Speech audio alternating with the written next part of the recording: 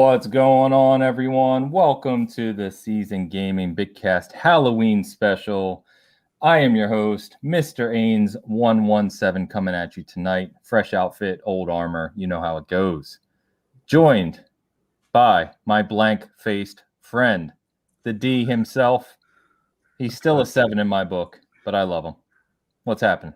Can I make a 7 with this? Is that backwards? No. 7. No, I can't do it. I'm always backwards. The stupid camera. Hey, I'm good. I'm good. I just got back from a Halloween party. Yeah, I can tell. Yeah. This is How was hot it? too, by the way. It was mediocre. So, there was a Master Chief there, my little nephew. I liked it. Yes, I liked it. Yeah, I sent you a picture of that. Yeah. That was pretty cool. Actually, crazy enough, same size outfit as our friend Luke. So, I mean, it was crazy. It was exactly the same size and everything.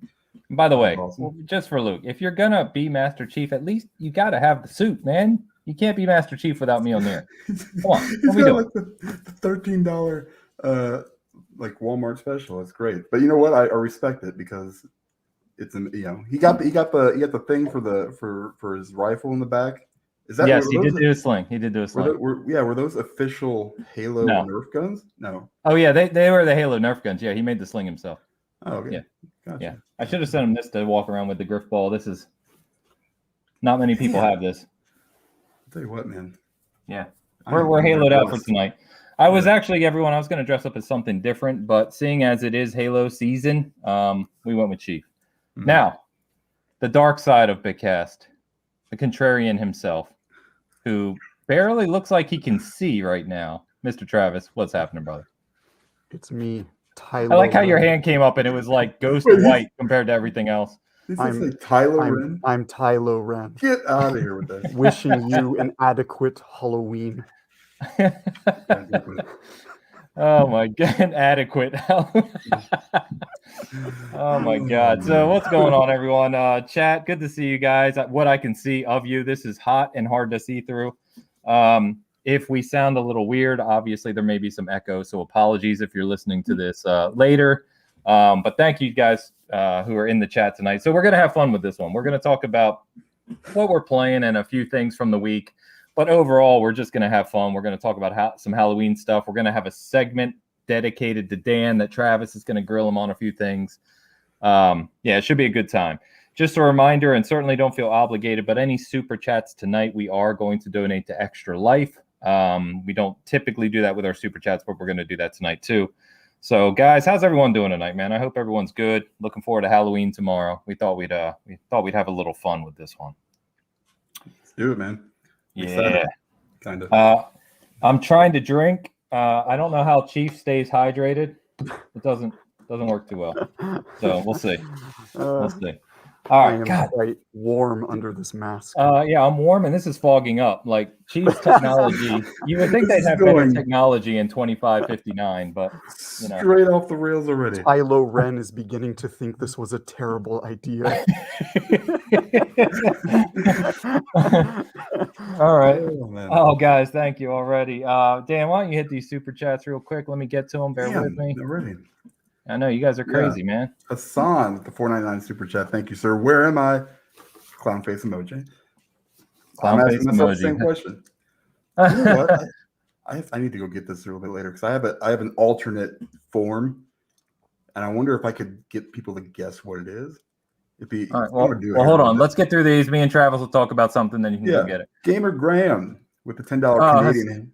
Sorry, Hassan. Thank you very much, brother. Yeah, I said thank you. Thank you, Hassan, my Chicago brother.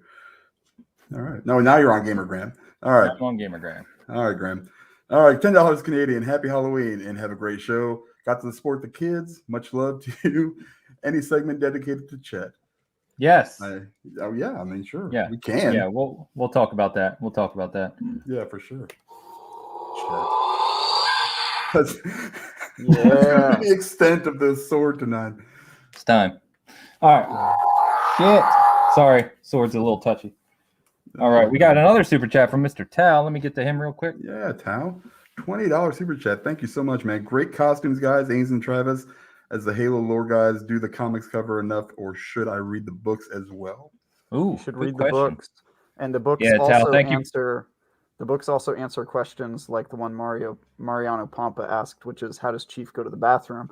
In the lore, you find that the Spartans do go to the bathroom in their suits, which it takes care of that for them. So that is sports, covered man. in Halo lore. Yep. Yeah, I got to get a real one. I've got the budget suit on right now. Yeah, go, he has to take it Just off go. and everything. or he just goes and lives with the shame, whichever one. It's fine. Nobody's gonna know. No. Tal, thanks so much, man. Always appreciated. Yeah, we are going to kind of have more of an interactive show tonight. So if you're listening to this later, we'll try to kind of read out, some of the comments and kind of make it like that. But the whole point of this show is to have some fun with the chat as well. So, all right, let's move on, guys. Let's talk about what we're currently playing. We'll go through some of that. Like I said, just a couple topics. We're going to talk about Halo campaign footage and PlayStation State of Play, but then we're going to move into some Halloween stuff, some horror games, other things. So, Travis, I know we talked last week about Riders Republic. So you kind of caught up on playing. I know you've been playing it quite a bit. Yeah. I put a lot of time into it, I think, on Thursday and Friday. What are you thinking of it now? Because for me, it surprised me. I thought it was going to be good, but I'm having an even better time with it than I thought I was going to. You in the same space, or are you kind of different? Yeah, I'm liking it. I sort of didn't really have any opinions of it before I played it. It just looked like an extreme sports game that was copying off Forza Horizon.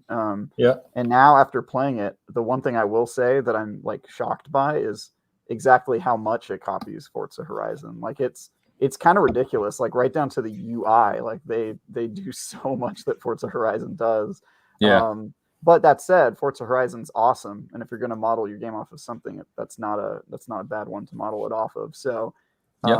I think I'm at like 500 stars. I've just completed my second or third boss event for one of my careers, so I'm like getting to the point where I'll probably write the review tomorrow if I can get more time in tonight. But yeah, I've been playing it a ton. So I was gonna say 500 stars, you're up there. I'm just closing in on 300, I think. So yeah, I did pretty much most of the activities and found all the collectibles and all the lookout points and all that stuff. So I'm sort of just sweeping across the map now, just finishing everything off. So awesome. yeah, but I'm I liking put it. I'm sorry. I'm liking it. Yeah, like you said, more than you thought it would. I sort of didn't have any opinions, but like if you've played other Ubisoft like sports games, they're actually pretty good. Like Steep, if you ever played that one was also kind of surprisingly good. So yeah, this is sort of like their record on sports games. Yeah, and this is built on the foundation of Steep, same developers and some of the core elements there. Even if you go to the controls, you can even put there's an option for Steep controls for people who were used to it in that game. So, yeah, I put my review in progress up on the site. No score or anything, just kind of overall impressions, some thoughts, some things for people to check out. So that's actually gotten a number of hits, which is nice. And I presume that both of our final reviews will be up beginning of the week. Yep. Yeah, I'm going to have my first draft in on Monday, so it'll probably be live like on Wednesday, if I had to guess. There you go, guys. So I know a few people were asking me about it. I think some in this chat, actually. I know Graham just got his copy. Good to see everyone, man. Tell we got Pomp in the house, Toolman, Bizzle, Eric. Good to see you guys. I can't talk about it. Can't even mention any impressions or anything, but I am very fortunate, as I mentioned last week, to be reviewing Forza Horizon 5. And I already have a large amount of time into it. So for people, yeah, large, like my sword. So for people who are looking forward to that, the Ultimate Edition or Premium Edition access begins Friday, November 5th. And I'm pretty sure the embargo, I can say, is the day prior, November 4th. So keep an eye for my review and, kind of a lot more details. And not just from me, of course, but all the sites come Thursday. So for those of you looking forward to that game, it's rapidly approaching, which is awesome. Nice. How many hours do you have in it? I already have about, if I had to guess, between 15 to 18. Nice. And that's just in the past 2 days. You put down Riders Republic as soon as that code came in. Pretty much. Yeah. Yes, I did. Because I played the hell out of Riders right away. Yeah. Remember? And then I knew that Forza was coming in, and I'm like, man, these are two big games to try and work through. So I'm going to go back to Riders tomorrow for a while to, like I said, do more, kind of more events and get more experience in it. And then hopefully, finish that up on Monday, get back to Forza. And who knows how much time I'll have it by the time I write that review. It's going to be a lot. So a lot of playing over the next couple days. What else is good, guys? Anything else playing? Dan, anything good? Or Travis, anything else? I've been playing. I don't know why. I reloaded Cyberpunk. Okay. Oh. For some reason, and started playing. I played through it twice already, and I was like, okay, I'm gonna jump in, see how the bug fixes and all this other stuff is, how it's progressing. It's I don't even know what to say, man. It's still buggier than hell. So yeah, it's all over the place, and I don't even know. Gosh, man, it's disappointing because I literally loaded it up and there were like 3 people standing in midair right in front of me. Nice. And I was like, this is it. I was like, come on, guys, we can do that. But it is what it is. It's still, underneath all the crap, it's still pretty good. And the story is fun too. So I still need to get through that game. It's on my backlog. Gosh. Just at this point, wait for that next gen patch. Yeah, that's what I'm doing, man. Yeah. At this point. Yeah, I think I'm going to put it down. I know some more Hitman content dropped this week, and I haven't played that yet. So yeah, that's my. Man, how come you didn't wear a costume, by the way? That's by the way. It says his gaming perspective. Good to see you. I assume that's Nick. Says his. Sorry, dude. I am so fogged up right now. Is this Dan's final form? Should we pair down and take off the helmets, maybe? So they can see our faces. You're not allowed to see Chief's face, so I don't know if that's against the law. Yeah, but this is the big reveal. You're gonna be super disappointed. And this is fair. I think Dan is probably playing Oxenfree right now. Yeah, that's probably. Yeah. That's really what I play that once a week, all the way through. There it is. All right, here's my Chief. Man, Chief, just as disappointing as you would have expected. If that were to actually happen, and like you're like if that, I'm still in costume. I'm Spider-Man. You're working out all the way here now. Thanks, man. Yeah, I'm looking pretty swole. Challenge. I literally, the only reason I took the helmet off, I can't see. It's completely fogged up. So I am wearing a tie, in case anybody's wondering. I'm still Tyler Wren. The dark side. Nice. This guy. Oh man. All right. What's up, Joe? Husk, what's going on, brody? Yes, foggy Chief, man. They didn't design the helmet too well. Sorry about that. Weirdly, it's not a working model. Dash got you. Yeah, nice. You figured it out. Yep. Sante said the same thing. Good to see you guys. We got a super chat from Mr. Game Positive. Yeah, get to it, Dan. Ains week twice behind the mask of Forza Horizon 5 is above a 9.0 for the kids. Hashtag. All right. Now you guys know. I think you should highlight Husk's most recent post. I think his is really important that the fans see. Hold on, getting there. Well, I don't blame you. I don't blame you. Yeah, I would too. Nice. You know what's funny? We're about to talk Halo soon, but we were getting so geeky on Cast the other night because we were talking about Chief's age and like doing all the math. So I actually sat and did the math of how old Chief is the other day, and he's 49, but he was in cryo sleep for 4 years, so he's technically only 45. So actually, he probably looks something like this. I'm sorry to tell you, he's just stronger and better. His eyes look old in Halo 4. If you get that in, yes, the legendary eyes do look a little old. Yeah. So. Dash is killing it over here. Oh, love it. You know what's funny is when I had a friend who knew me as TIE Guy, and he thought I was TIE Guy because I liked TIE fighters. He just assumed that. He didn't put 2 and 2 together and assume that I'm always wearing a necktie. He was like, oh, so. And then my friend, he's not too bright, is he? No, he's not. And then when he found out, he was like, "Oh, I always thought it was TIE fighters. Now I'm disappointed." And I was like, "Who are you? We've known each other for like a year." Wow. Eric, thanks again for the super chat, man. Appreciate you guys. All right. Anything else on currently playing you want to talk about, guys? Oh yeah, I've been playing some other games. Go for it. Marvel's Guardians of the Galaxy. Yeah, talk about it. That game has surprised me a lot. A lot of people, it seems. Yeah, I wasn't really planning on playing it, but then Tom Marks, who did the review for IGN, he's a friend of mine, and he was like, you should play this game, because he gave it an 8, which is great at IGN. But he's not like me. Like for me, if a game's like a comedy focused game like Borderlands or something, like I tend to like it like 30% more than most people, because I just think there should be more comedy games. And Guardians of the Galaxy really nails like the stupid tone and silly, like over the top Guardians of the Galaxy action. And I beat it in like 1.5 days. I just like sat down and played it. It was I had run out of my trial hours in Riders Republic, and I was waiting for the full servers to go live, and I beat it in that window. Like it was like a pretty short window I got through. Wow, man. So and it's like a 20-hour game, isn't it? Yeah, it's like a 20-hour game. I just blew through it, dude. Like I just played the heck out of it. So if you were sitting on that one, if you're on the fence, like you should play that game. It's super good. Very surprising.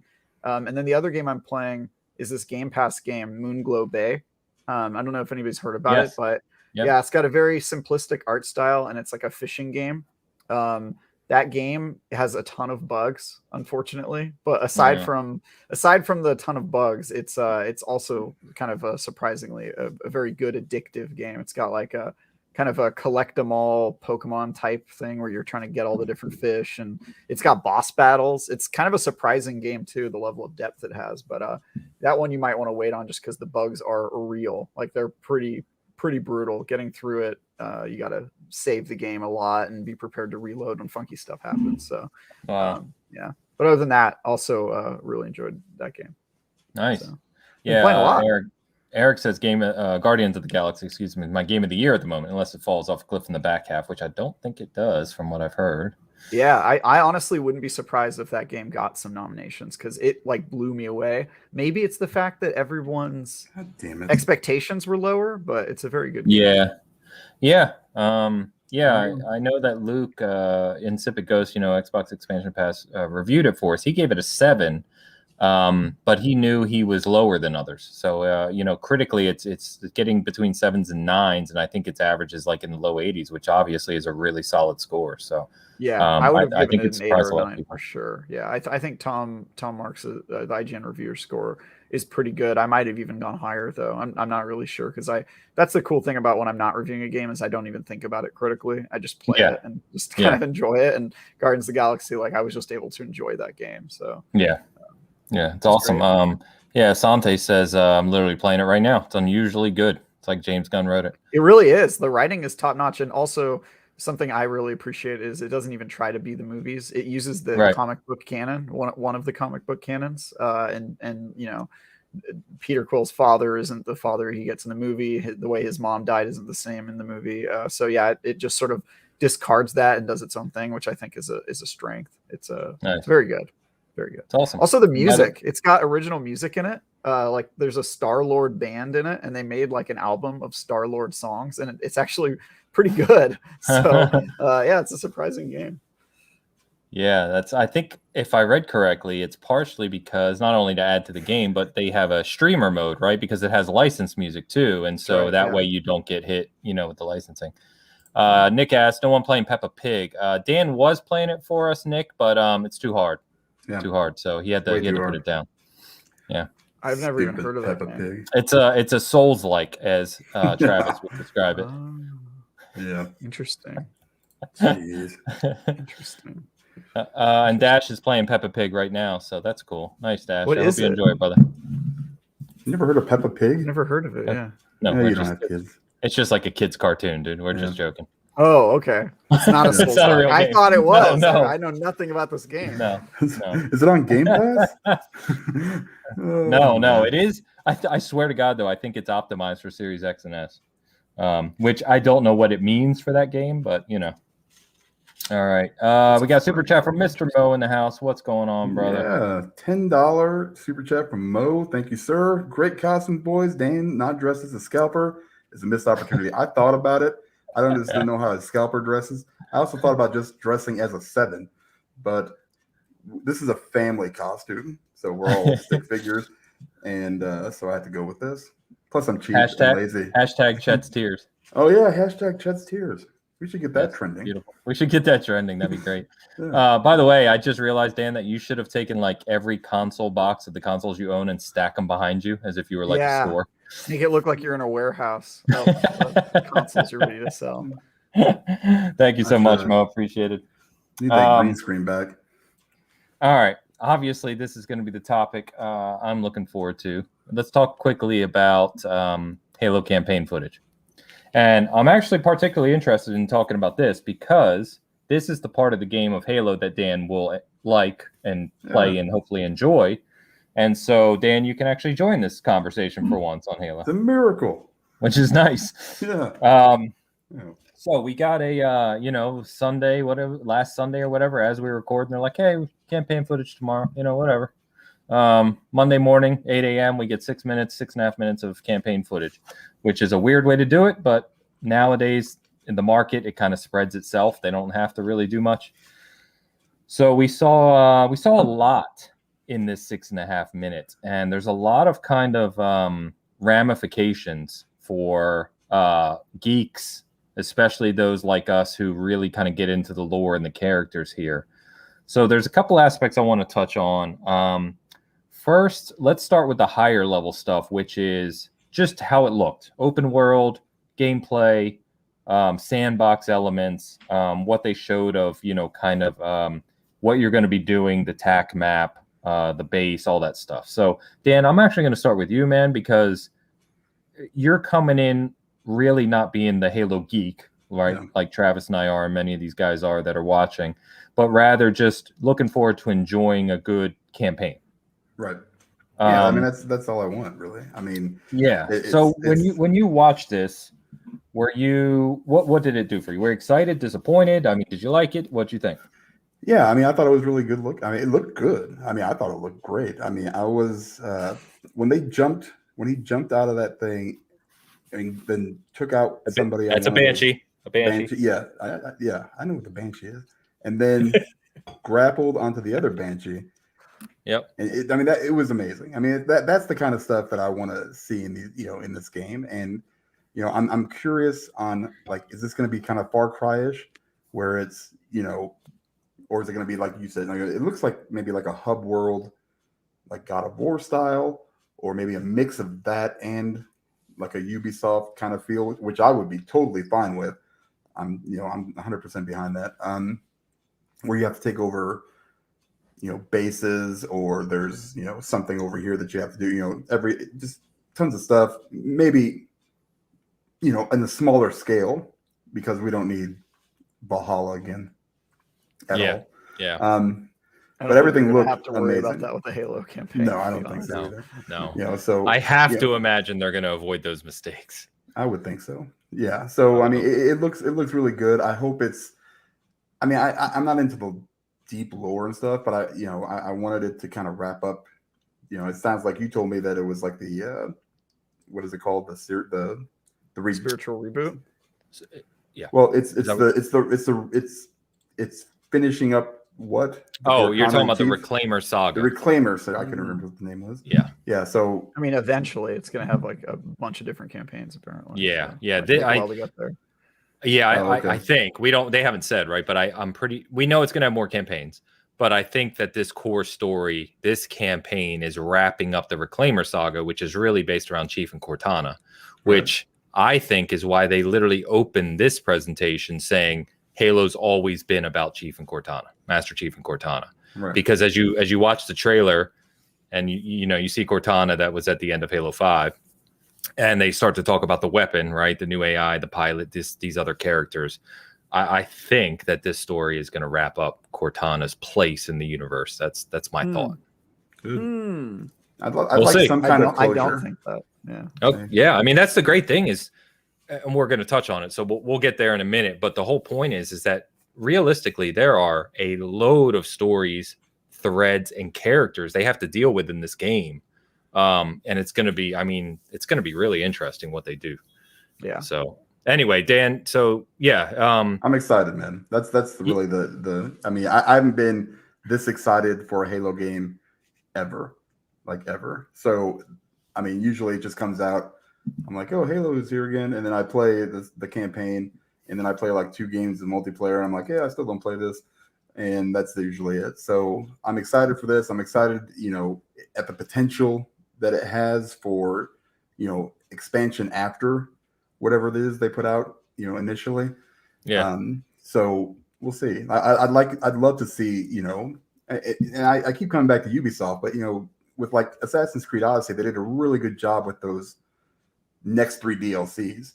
I know now this game is probably going to go on much farther and longer than that, if that's what the intention is. So yeah, I'm excited to see what comes down. There won't be an Infinite 2, is what I'm saying. No, this is the platform going forward. Yeah, I'm fine with that. Let's see how they do. By the way, damn it, still fogging up. Pampa says Ains looking like the homie chief from South LA. That's what. Very true. You should have it on your head like that as a hat. I think that's actually the best scenario here. Slide sideways. Yeah. What up? What was I gonna say? Diego in the house. What's up, buddy? Good to see you. So yeah, I think from a sandbox element, I think and not to disparage what you were saying about, we saw a lot of people saying, okay, there's stuff on the map. We saw a base and immediately people went to Far Cry, right? And I think, I don't know if I think or I hope or both, that we did see the mini boss, right? Like the Brute come out, and it looks like they're going to have mini bosses. So what I was kind of hoping they do is that there's not an overabundance of just random nonsense on the map, like a lot of Ubisoft titles that they get flack for, right? I'm hoping that, yes, there's other things you can do and hunt down, but they're a little more meaningful. And I would hope that like the mini bosses have some variety. That way it's not like just every base is the same like you typically find in Ubisoft titles. Yes. And also it would be a lot better if they tie some narrative threads into it. In fact, me and Mo were in a party last night talking about exactly this. It's like, what if every base you went to, you had a mini boss fight, which was a unique Brute or Elite or whatever it may be. But then also like you would uncover more of what's going on the ring, or there would be a piece of lore or terminal or something that kind of played more into the story with each base as well. So they're not just like, you're not taking over bases just to do it. You know what I mean? Right. Yeah. I mean, I'm all for that. Also, hashtag not my Craig. I don't know, Yo, super excited about it. I mean, I like the old Craig. Pretty good. I want the old Craig back. He'll still be there. Just Right, play on an OG Xbox One, and he'll look like he did in that trailer. I have one. Yeah. He's not lying. Travis, so obviously, we've talked a little bit about this, but just before we get to the lore and character specifically, what did you think about the gameplay and the reveal and basically those core aspects? Yeah, I think people who are comparing it to Far Cry are missing a pretty big detail about Far Cry and about a lot of open world games like Far Cry, which is that the gameplay and the sandbox in Far Cry games isn't particularly good. Like people who play Far Cry, they play it for like the over the top action and the crazy like stunts and all the different like variety of vehicles and weird weapons, and also the fact that the story and stuff like that can be pretty good, but they don't really play it because it's got great like shooting and that the sandbox is just like incredible.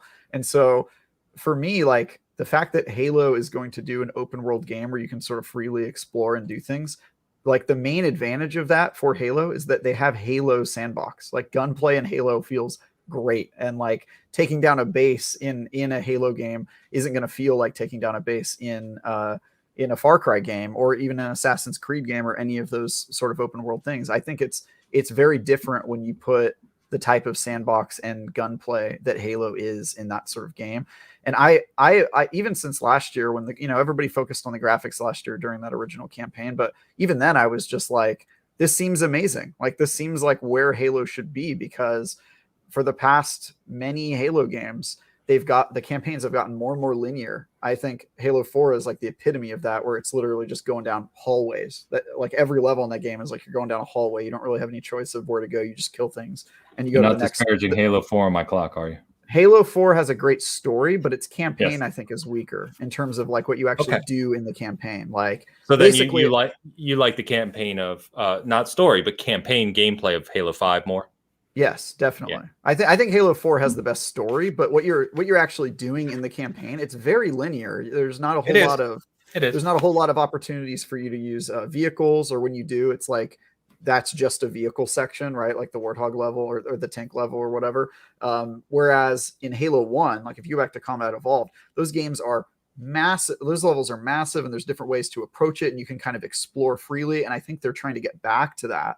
And for me, like that sense of like crash landing on the Halo ring in that, first level after the tutorial level, and then just the world opening up and you kind of exploring and figuring things out. That is a moment that I feel like Halo has needed to recapture for a long time. And it's like a promise that I think we never really got to fully realize. And now they're going to realize it. We're going to go to this Halo ring and just have the opportunity to explore. In terms of like the format of the story, what I'm imagining is that there will be lots of extra stuff to do. And maybe there will be even like you have to do 3 or 4 activities before the next story mission opens up, like thresholds or whatever to do. But I imagine a lot of it will be sort of like open-ended. And then there will also be mainline missions that are like proper, more linear quests where lots of story happens and stuff gets accomplished. That's just my guess based on what I've seen. But I'm very encouraged by everything I saw about the sandbox. The only thing that's a question for me is, will the story be good? That's it. Yeah. Like I know the multiplayer is good because I played it.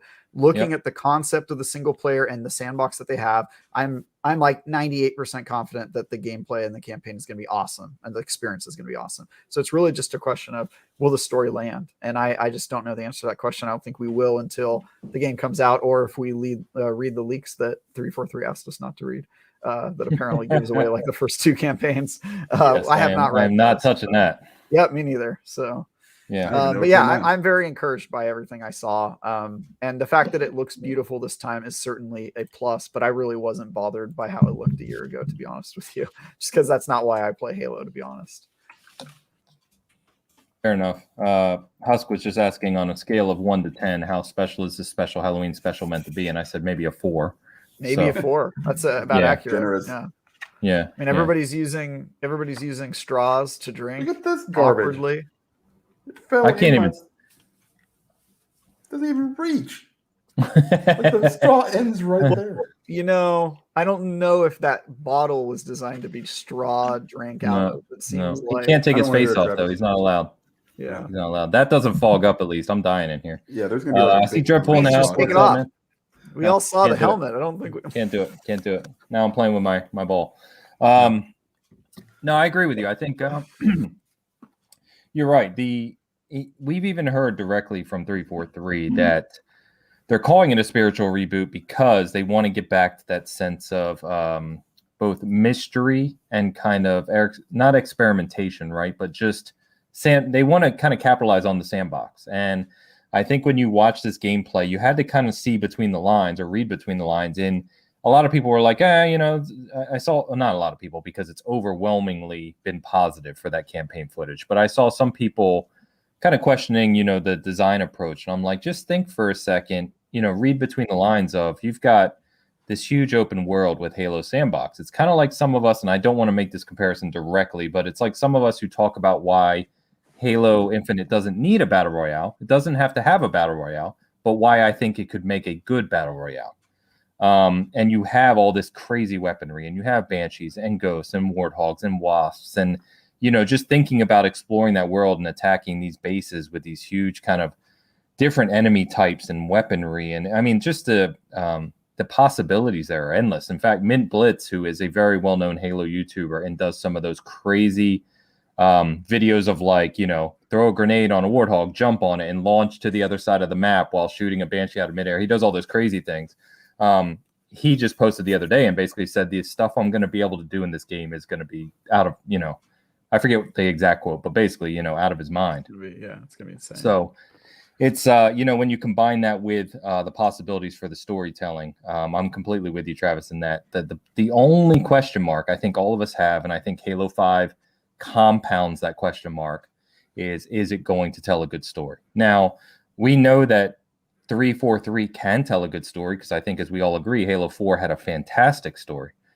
They know how to write a good story. And I hope that Joseph Staten coming over last year and supposedly kind of narratively cleaning it up a bit has helped. So that's a perfect segue into the characters, because Dan, I don't even know if you kind of think about all this stuff as a more casual Halo player. No. But yeah, when you look at where Halo 5 was, and then you look at Halo Wars 2, which I'm no expert on, admittedly. And then Shadows of Reach is a book that came out last year. And that takes place a year after Halo 5. I actually just started listening to it. Ames, you look winded. You look winded from it's hot in there, man. Just take it off. We all saw you in the helmet. We don't need to... I like wearing it for the hell of it. But I started listening to that as an audiobook because I want to kind of the end of Halo 5 really left on a goddamn cliffhanger. Because think of all the characters you have Chief, obviously, and then you have, the complaints about Halo 5 was you didn't play enough as Chief. So now they've said this is Chief's story. You're playing as Chief, no questions, right? They know they had to do that. But along with Chief, you have Blue Team, which is his 3 squad mates who are his best friends, who he's been with since he was 6 years old when he got abducted. The whole story of the Spartan 2s originally and everything. They've been together forever now. And they're each individually have really cool stories. But not only that, you have Arbiter, who's obviously a very key character in Halo lore and Halo campaigns. Halsey's with them, who created the Spartans, right? Locke is with them, and Team Osiris, which is the other Spartan team from Halo 5. You've got all those just as good characters, or half protagonists, whatever you want to call them, support characters, going into this game. If you take out the lore from Halo Wars 2, like game to game, right? You got to sort all that out for people. And then now you have Escharum, who is the main brute, right? Who was mentored by Atriox. So they're both potentially in the game. They kind of showed that in the campaign. Atriox was with a hologram in the background. Then you've got this new Spartan killer, Elite, right? Who pulled out the 2 swords. And he's supposedly in some of the lore. And then they go even further and they show this Harbinger, who you're beyond my understanding of the lore now, because some people are saying she could be a prelate. But she also might be the proto-Spartan. And people talking all this stuff, and they're like, well, she can't be a prelate because she only had 3 digits on her fingers, or she had 4 and they only have 3 digits. And I'm like, Jesus, man, people go nuts with this stuff. I think she's probably just a Forerunner enemy and people are reading too much into it, but the lore goes so deep, it just really depends on how far they want to draw from it. But I really hope, I think one of the tribulations that this game has is that Halo's EU is so expansive, and they haven't always done a great job of making people who haven't been exposed to the EU really like understand the full story of the Halo games. Like even Halo 4 has a hard time with that. As good as that campaign is, like if you don't know about the Forerunners, if you haven't read the Forerunner trilogy, like you get way less out of that campaign. And the terminals in that game even explore some of the deeper lore, like the videos. They do, but if you didn't know it, into it, exactly. It's like nowhere near. And then Halo 5, I think, gets a bad rap in terms of its story, mostly because it's really hard to like that game if you haven't been exposed to the EU, if you don't know about Blue Team and you're like, who are these Spartans, and also how they survived and how Master Chief was reunited with them and all that stuff. So there's just like a ton to fill in, and I think a lot of their success will be on like how approachable their story is for people who don't know about that stuff. If it's not approachable, I think they're going to get the same complaints. But there's lots of games that are good at doing it, like or even Star Wars. Like Star Wars has a crazy EU, but when they make the movies, they just go, all right, get rid of all that EU stuff that people don't know about and just like make it so that anybody watching it could understand. And I think the writers at 343 maybe need to do a better job at that with Infinite, because they definitely didn't do it with Halo 5 or 4 even to a certain extent. So I think Halo's always struggled there, honestly. Even the original Halo Combat Evolved. Yeah, as much as it's beloved and we love the original trilogy and all the history there, but there's a lot in those games that people are like, I don't know what the hell you're talking about. It's just a fact. So anyway, we don't have to stay on Halo forever, but I really liked what I saw. I saw all I needed.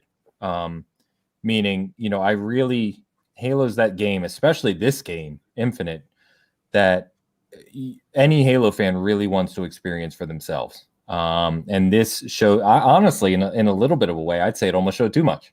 I wouldn't have minded not seeing the Harbinger, or or the Elite. I mean, yeah, sure, it got me hyped up at the possibilities, and we're talking about it. But imagine if you were just playing the campaign, and all of a sudden they introduced the Spartan Killer. You'd be like, oh shit, it's on now. The caveat there, Ains, is that we don't know how much they showed us because we don't know how big the game is. Very true. Right. Very true. And I think that they've been focusing on this whole Banished story because that's like Act 1, right? Like we know that there's multiple campaigns in Halo Infinite, and that the second campaign isn't going to be far behind the first one, and it might even launch with it. So I wouldn't be surprised if the first half of the game was Banished, and then you overcome that, and then there's like a forerunner, or because it's Zeta Halo, Ains, I think you know this as a lore guy. Zeta Halo has Flood on it. That was part of the lore. That's where I was going next. Yeah, I could see that easily being its own campaign, maybe even in the game. So I would not be surprised if all of this Banished stuff is just a huge misdirection for what the campaign's actually about, and that they've shown us almost nothing. Yes, and again, Mo in the chat and I were talking about this last night, but I think there's a good possibility they've reintroduced the Flood, right? I think they have to. Yeah, and I hope they do, because to your point exactly is that they haven't shown anything like that, and I'm hoping that a lot of what they've shown is, to your, again, you just nailed it, misdirection, and that as we play through the campaign, there's going to be those oh shit moments where you really get surprised, and they were able to keep it a secret, which is hard as hell to do in today's environment. I think they need to have the full sandbox. I think they need to have Brutes, Covenant, the Flood, the Forerunners, all the factions at play, so that they can just do it. And then the other thing I saw on Twitter, which we haven't touched on at all, is people were worried about the lack of like biome diversity in Halo Infinite, because all you see is kind of like the they said there's Halo a lot stuff. though. That's the thing, is I think people are forgetting that Combat Evolved takes place entirely on a Halo ring, and you get the swamps where you find the Flood, you get the snowy valleys of Two Betrayals, you get, like, there's a lot to explore in a Halo ring, and who knows how much of it will be in the game at launch. But I think if you're worried about a Halo ring as a single setting not having enough diversity, like, you haven't played Combat Evolved, because that game has a ton of biome diversity. No, you're exactly right, and that's just biome diversity. That's before you get to the installations, right? Which because you have Banish, because you have potentially Promethean, you've got variations there as well. And funny enough, going back to the Flood real quick, another reason they keep talking about Halo CE being an inspiration, right? And literally the most shocking part for anyone who played Halo CE when it was new, the most shocking part of that game was when the Flood got introduced. When it turns into a horror game. It does. It's just the music changes and aliens come out, and you're like, holy crap, what's going on? Yeah. So I really hope that that's what we're going to experience here. And believe it or not, as we're sitting here talking, it's 38 days away, guys. 38 days. Oh my God. That's crazy. Close. I also should say this. The Flood is the best name of any alien species in any science fiction. It's so evocative. It perfectly describes the threat of their race. Like, every time somebody says the Flood, I'm like, oh, it's so good. As a sci-fi lore nerd, it just warms me. So it's perfect. Yeah, because it describes way more than the 5 letters you would think do. But they do. By the way, Def Lloyd's in the house. Good to see you, man. Dano's in the house. Dreadpool, I saw. Megatron as well. Good to see you, Meg. Thanks everyone for coming out. Halloween show, we're talking Halo. We're going to touch on PlayStation State of Play. I don't think that'll take long. And then we're gonna get to some different topics. Neither did Sony, actually. No, 20 minutes was about 18 minutes too long. But listen, here, I think I told you this, Ains. I don't want it to end on a cliffhanger. I want it to be resolved, or whatever it is that they decide that they want to do. At least, I know there's multiple campaigns. I know there. At least give me some closure, at the end of the first campaign, or the end of the second, whatever it is. Whatever I have when I get the game in my hands, I want to have some kind of closure, because I cannot stand, like, the end of Halo 2, which I thought, I love the game, but I was just like, what is happening? There was just nothing. Yeah. And then you had to wait for 3, which was awesome and one of my favorites, but I'm going to be playing through this on easy mode and just enjoying kicking everybody's butt. Don't even care. Sucking the story. I can't even. I'm not even going to criticize you for difficulty, because it's a Halo campaign, and you playing Halo just makes me smile. So I just don't legendary campaigns in Maine. Come on. No. Gosh, Legendary. I've seen I have people my do own it. routine. It's We were insane. talking about this on Twitter. My routine is always, my first playthrough is always on heroic, always. And then when I am done that, I go back and do it on legendary. But that doesn't matter. To your point, Dan, I do think they resolve the closure you're looking for. I think is going to be with Cortana. Yes. Yes. And I just think that's the story. Of course, I think, as we've said many times, there's going to be extra campaigns which will tell other stories. Now, whether or not those other stories involve Chief and Blue Team, we don't know. But I really hope, and I have to imagine, right, that 343 is anxious to tell other stories as well. There's so much. I kind of think that the Cortana story is going to be the overarching story that ties all of the different campaigns together. I think it's going to be like a lingering question where like we find out pieces here and there, and each of the campaigns are kind of self-contained, but there's like, a kind of breadcrumbs leading to, some event that really ties it up at the end. That's fine if they all are there on day one. Oh no, they won't be there on day one. Yeah, that drives me crazy. I honestly, come on, that's just how games are made these days, man. Think of one game that is the same game, 2 years later after it launches. Like even games you love, Hitman gives you breadcrumbs of game, and you love that game. So I wouldn't be story. I don't think. I mean, it basically finished. The story finished at the end of 3. They did it. They did it in Hitman 1. Hitman 1 was episodic. Remember? Yeah, Hitman 1. They gave you pieces of the story. No, it's okay to have like a trilogy or something like that, but this is like Halo game, in the Series 6, not including Reach and stuff. I'm just saying, with Master Chief, this is Halo Infinite, right? This is wrapping up Cortana's story, hopefully, and that's what I want to see. I don't need to extend this, 3 years down the road. I would like to see some new stuff, actually. I think there's some interesting characters, even a little bit that I know. That there's a ton. Yeah, I wouldn't mind trying out, like playing as Arbiter during like a campaign as him. I kind of think all the campaigns are going to be Master Chief focused regardless, but you can still explore different topics. There's different foes to fight, different factions to play with. And I think they can do that through the lens of Master Chief while also building toward the final conclusion to whatever's happening with Cortana. But I really don't think it's going to happen right away. Gosh. I would be shocked if I get to the end of Halo Infinite. What if that happens like 6 years from now? I'll be playing Halo 6 years from now, bro. That's a reason to wake up the next day. You know what I mean? Like if I don't know how Halo ends, whether or not this finishes the story or not, the 6 year thing. Trying to figure out the best way to word this. The reason it's taken 6 years from Halo 5 to Infinite is not writing a story, right? It was moving to a new generation and building a platform and an engine that can support continual content. No, right? I was talking about like 6 years from now. Like I know. Okay. I know. All but right. I'm just saying, like, I don't think it's going to be that, right? Even if, to Travis's point, they continue to tell Chief stories or continue the main whatever the hell the main story ends up being, because there's different threads here. Even if they do that, I don't think you're looking at years. I think you're looking at content additions that are ongoing going forward. That's why they built Infinite the way they have, right? It's their platform for the future. We've got a lot of interesting comments here. So oh, go ahead. I'm sorry.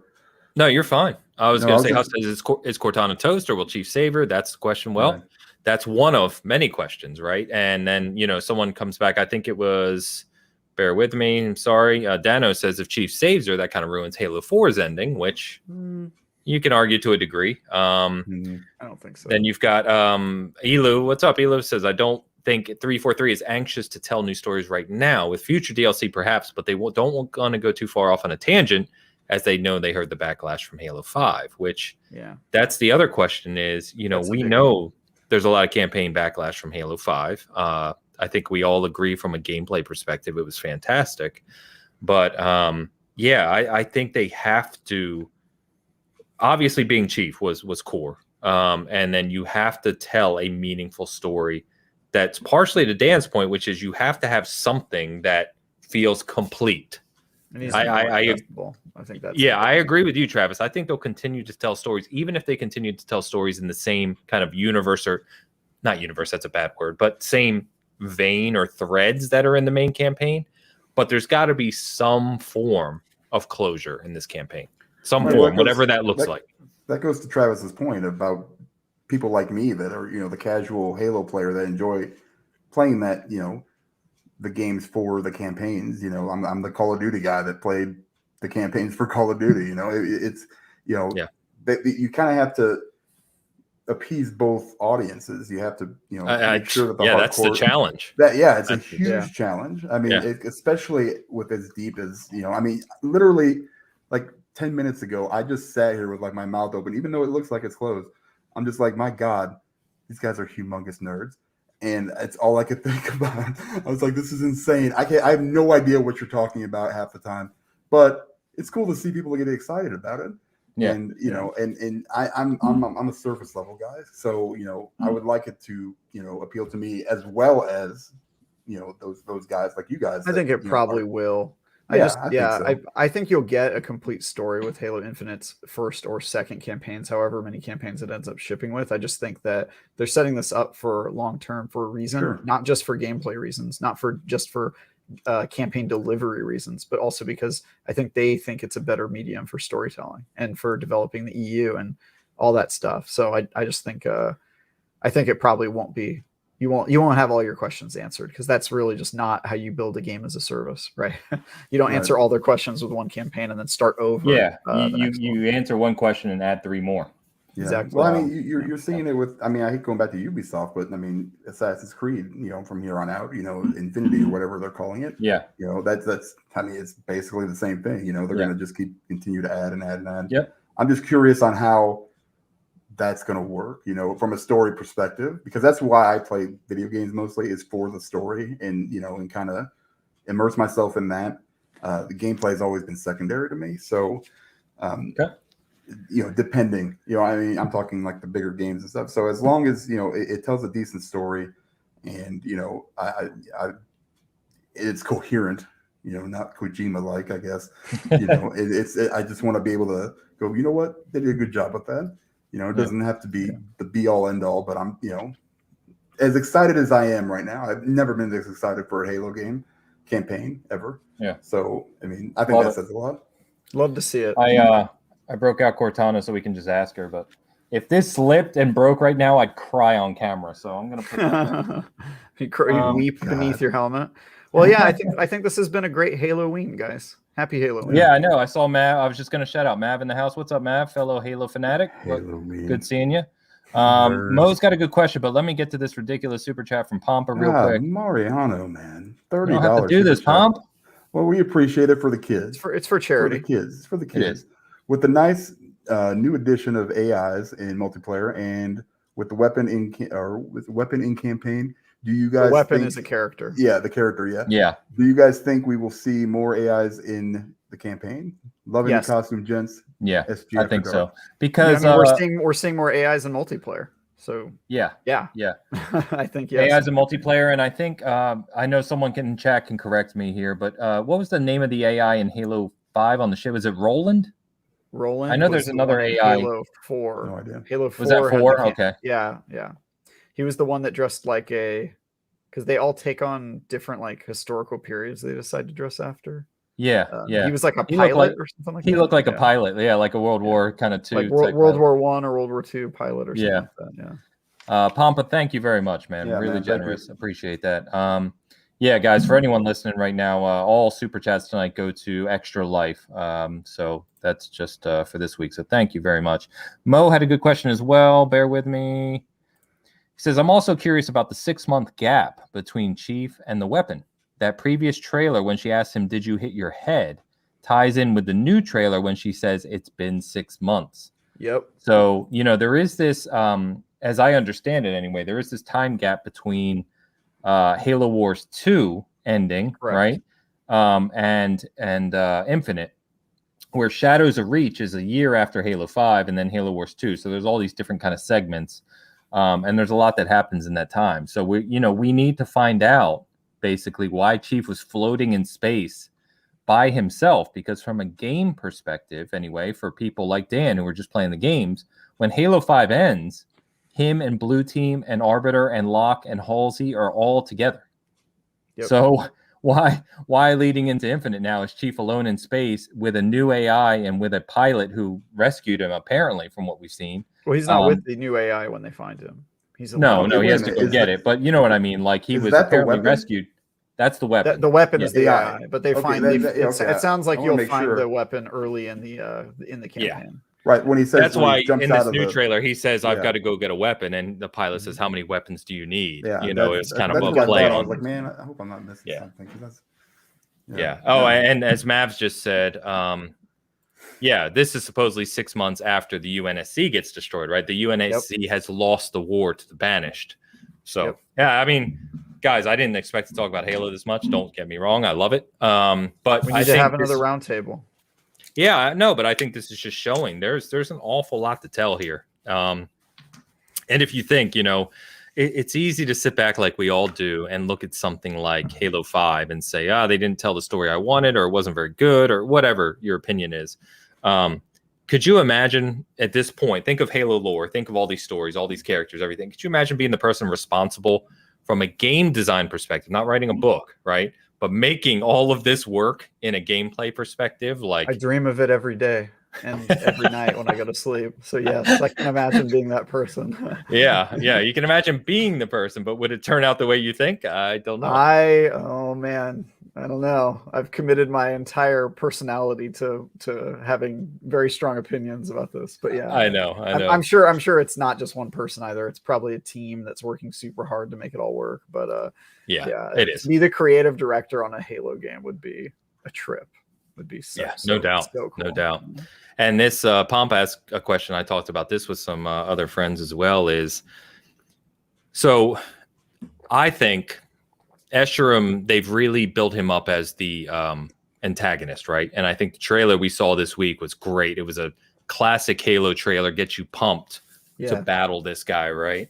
Oh, he dying.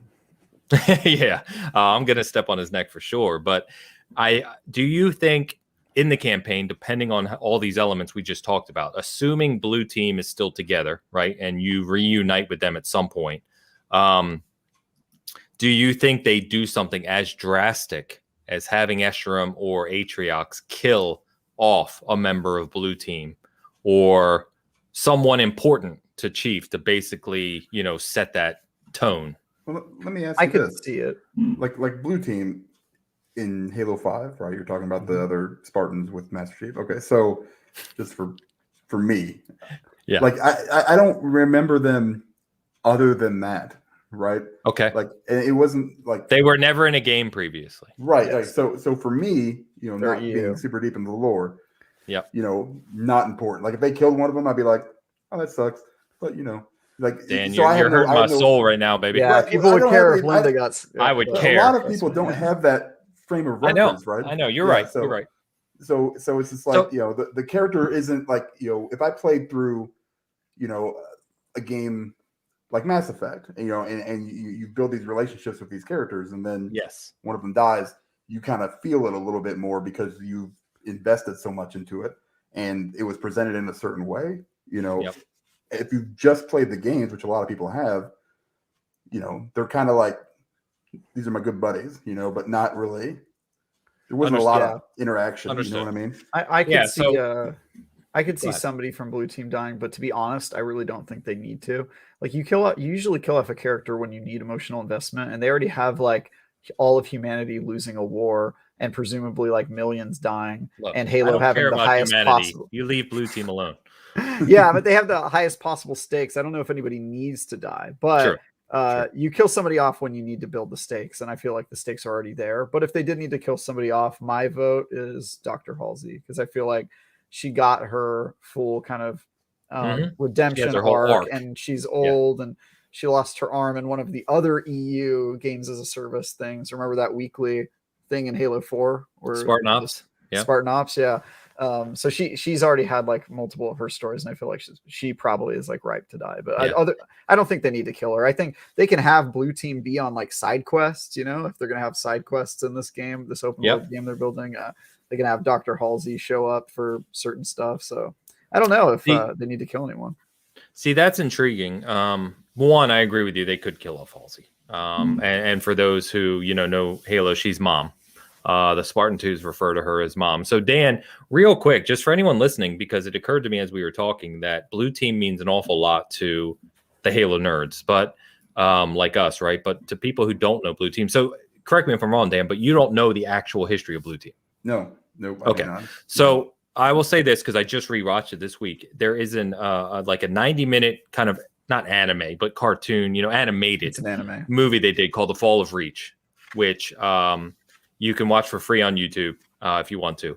It's quite good. It's very basic, but basically it tells the original story of when John Chief and all the original Spartan 2s were taken as kids at 6 years old.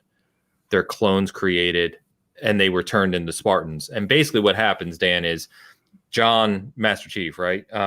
He makes friends with 4 other core people, and they become the very first Spartan team that goes on a mission in the show or the movie. They tell you.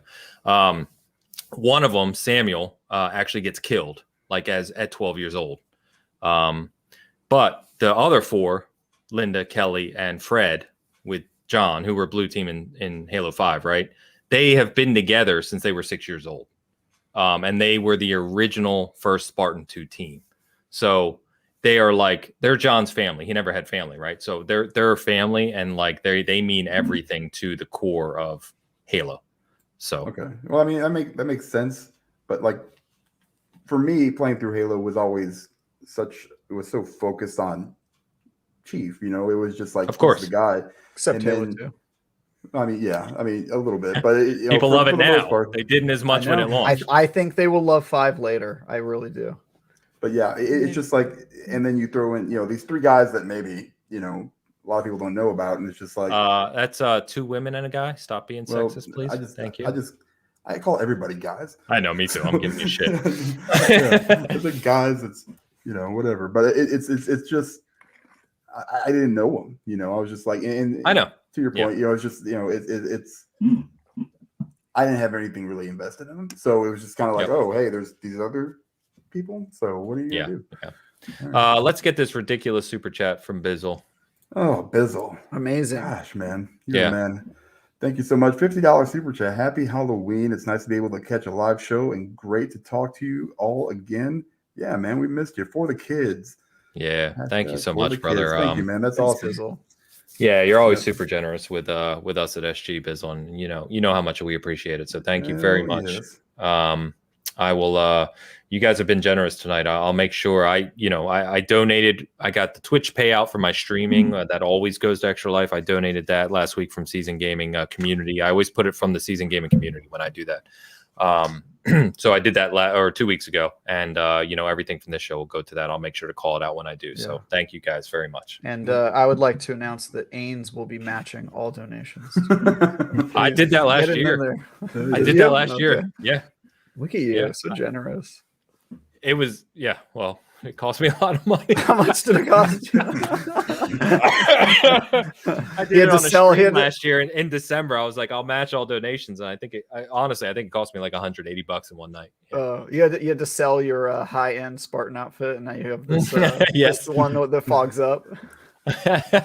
Exactly. So a lot of people saying Fall of Reach. In all seriousness, Dan, I would. It's an easy watch. It's not. It's not complex or anything, and it's quite good. It's like I said, it's less than an hour and a half long. Watch it. It'll actually give you a lot of context to Chief and Blue Team. Cool. Yeah. Because most people also don't know that it's on. Well, there's a guy that hosts it illegally on YouTube. The quality is not very good, or you can rent it for like $3 or whatever. It actually used to be free on the Xbox store, but it's not free anymore. So what's it called? Fall of Reach.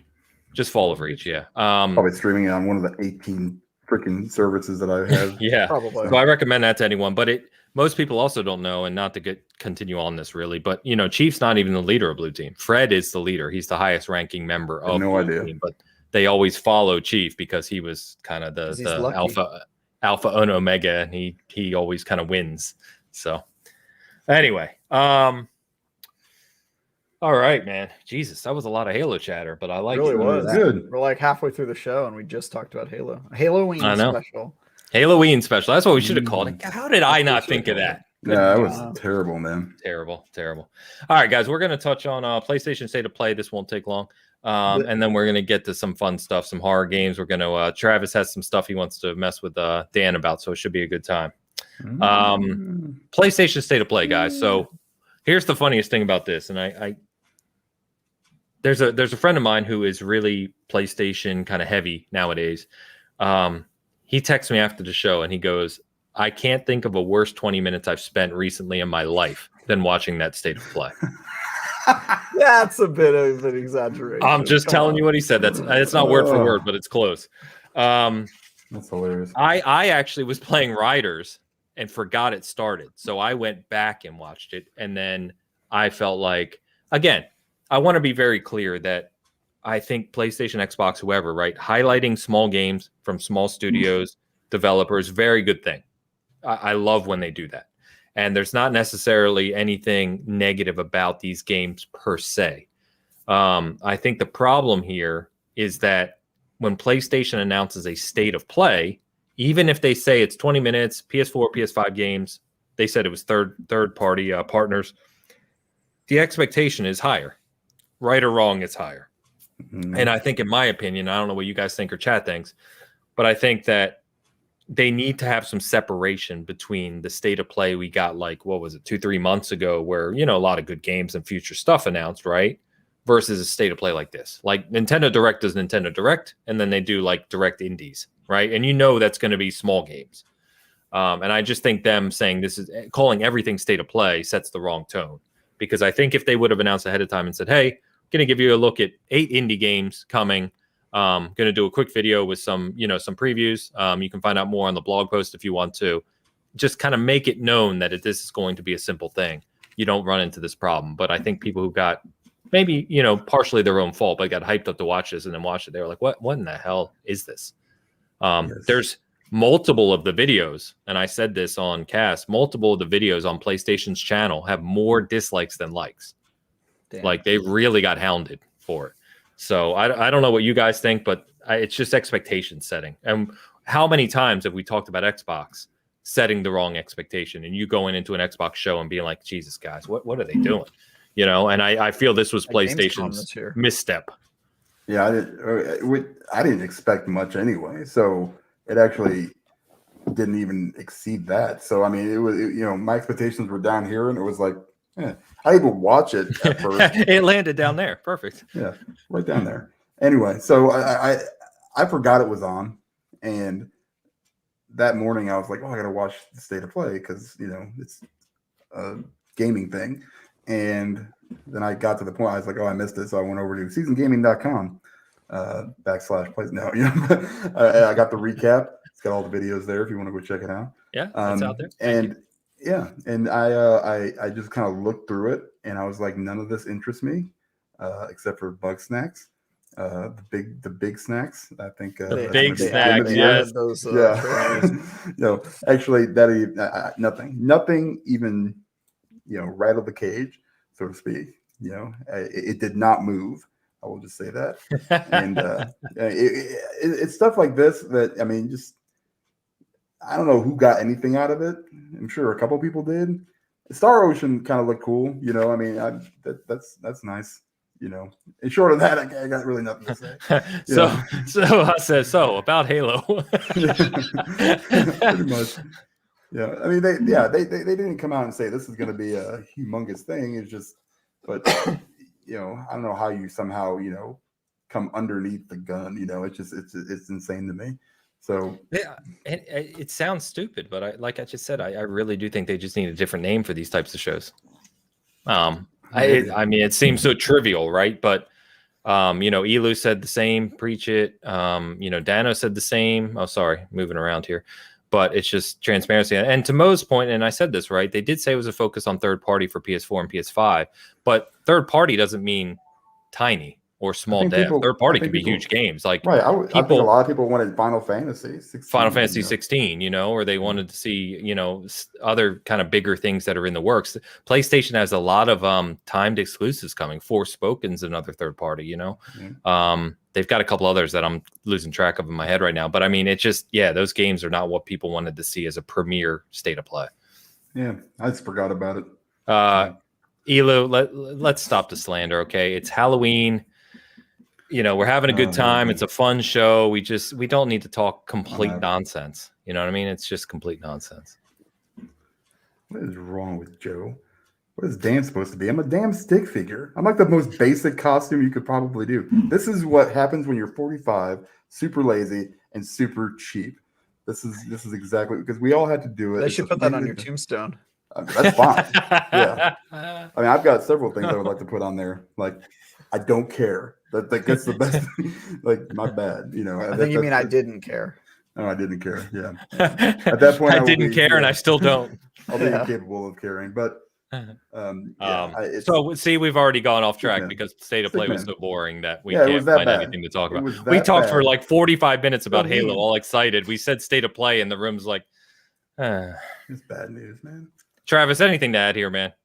I think it probably would behoove them to come up with a different name or just call it State of Play Indie if they're going to keep doing this. But more to the point, I think probably we don't need a showcase for everything. Like, I think this probably could have been accomplished with a week's worth of tweets. Like, they could have just done one tweet a day with a different game announcement and a trailer announcement. Yeah, we're gonna highlight some games each day. Yeah, we're gonna have this week. We're gonna unveil some new games by a tweet. Look for our post on Twitter every day this week. If I were, social media manager at Sony, that's how I would have handled it. Just because when you announce a showcase and make everybody show up at a place and time, there's certain expectations, and I just think they mishandled it a little bit. So.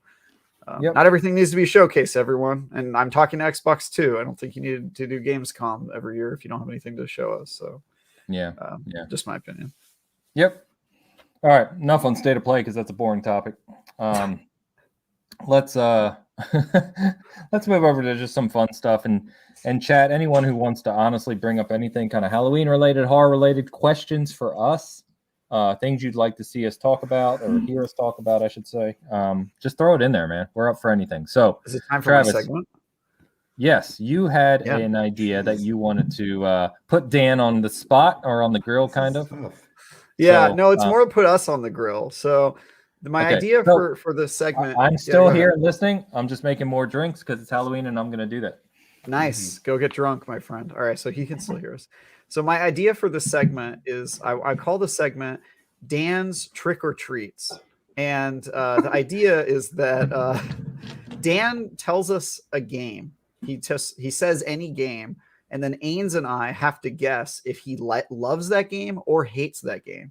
And the reason this game is fun is because all of Dan's opinions are insane and also completely unexpected.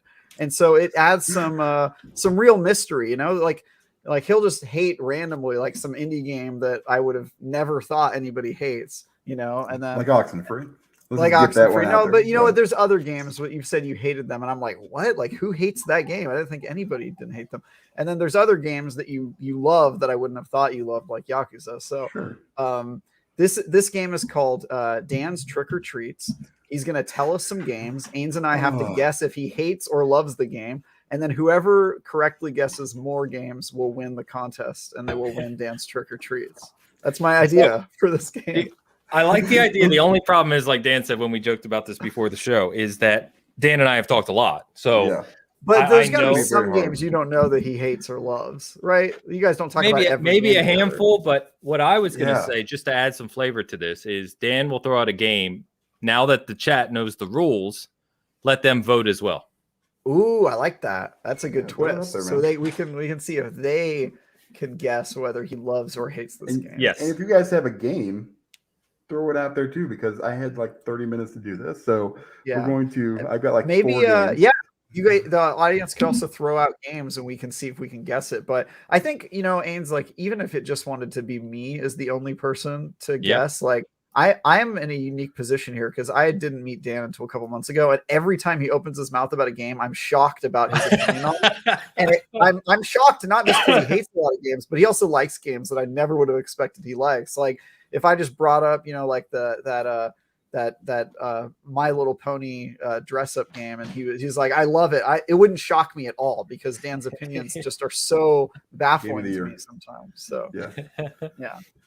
So I was trying to dig a little bit and find some games that Jeez, it was a little tough.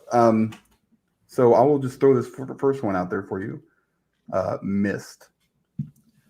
Oh, interesting. Okay, I don't know this one, so Nice. Okay, we're in. Yeah. we're in That might be business. the only one. So this Okay. is great because then we can talk. It's about like, does he typically like puzzle games that are hard and make you think? Because my first instinct is like, Dan doesn't like to use his brain ever, and like he will be mad at Myst. He'll be like angry at them for asking him to like solve things. So let me ask this: what do you think? Do you think he loves or hates Myst? He has strong love or hate opinions. Myst. Dan, so are we talking Myst when it came out and you played it, or Myst now that you can replay it on Xbox? No, I played it only when it first came out. Okay. All right. This is tough. That makes it harder because now we're like 25 years ago. Yeah. It was a long time ago. This is Dan a long time ago. I'm actually going to go out on a limb here and say that he loves this game. Okay. I'm going to say he loves it. I'm going to say it's like unexpected, like he was at a different time in his life back when he was young and bright-eyed and he liked video games. And then he loved before the world. It's actually great down. that he has a mask on because I cannot read poker him at all. face. Yeah, it's kind of perfect. That actually is the perfect mask for poker. It is, yeah. I'm going to say he loved it. Okay. So, let's see. What do you want to guess officially? We've got the chat says, Pampa says hate, Sarko says hate, Faz says hate, Dash says hate, guys. Bizzle says hate. Man. Diego said loved it. All right. Thanks, man. So we've got two loved it's with Travis and Diego. The rest of people are saying hate. And I'm really struggling because the obvious, to your point, Travis, is hate. The obvious. Yeah. But I'm like you that Myst was a revolutionary game at the time. It was, yeah. It changed revolutionary games too. That's true. Very true. But to your point, the world may not have wore him down as much 25 years ago. Right. 25 years ago was before he had kids, and we can tell you stories about what kids will do to you. So that's true. Right. It's like a year before. Well, I'm actually only 24 years old. Yeah.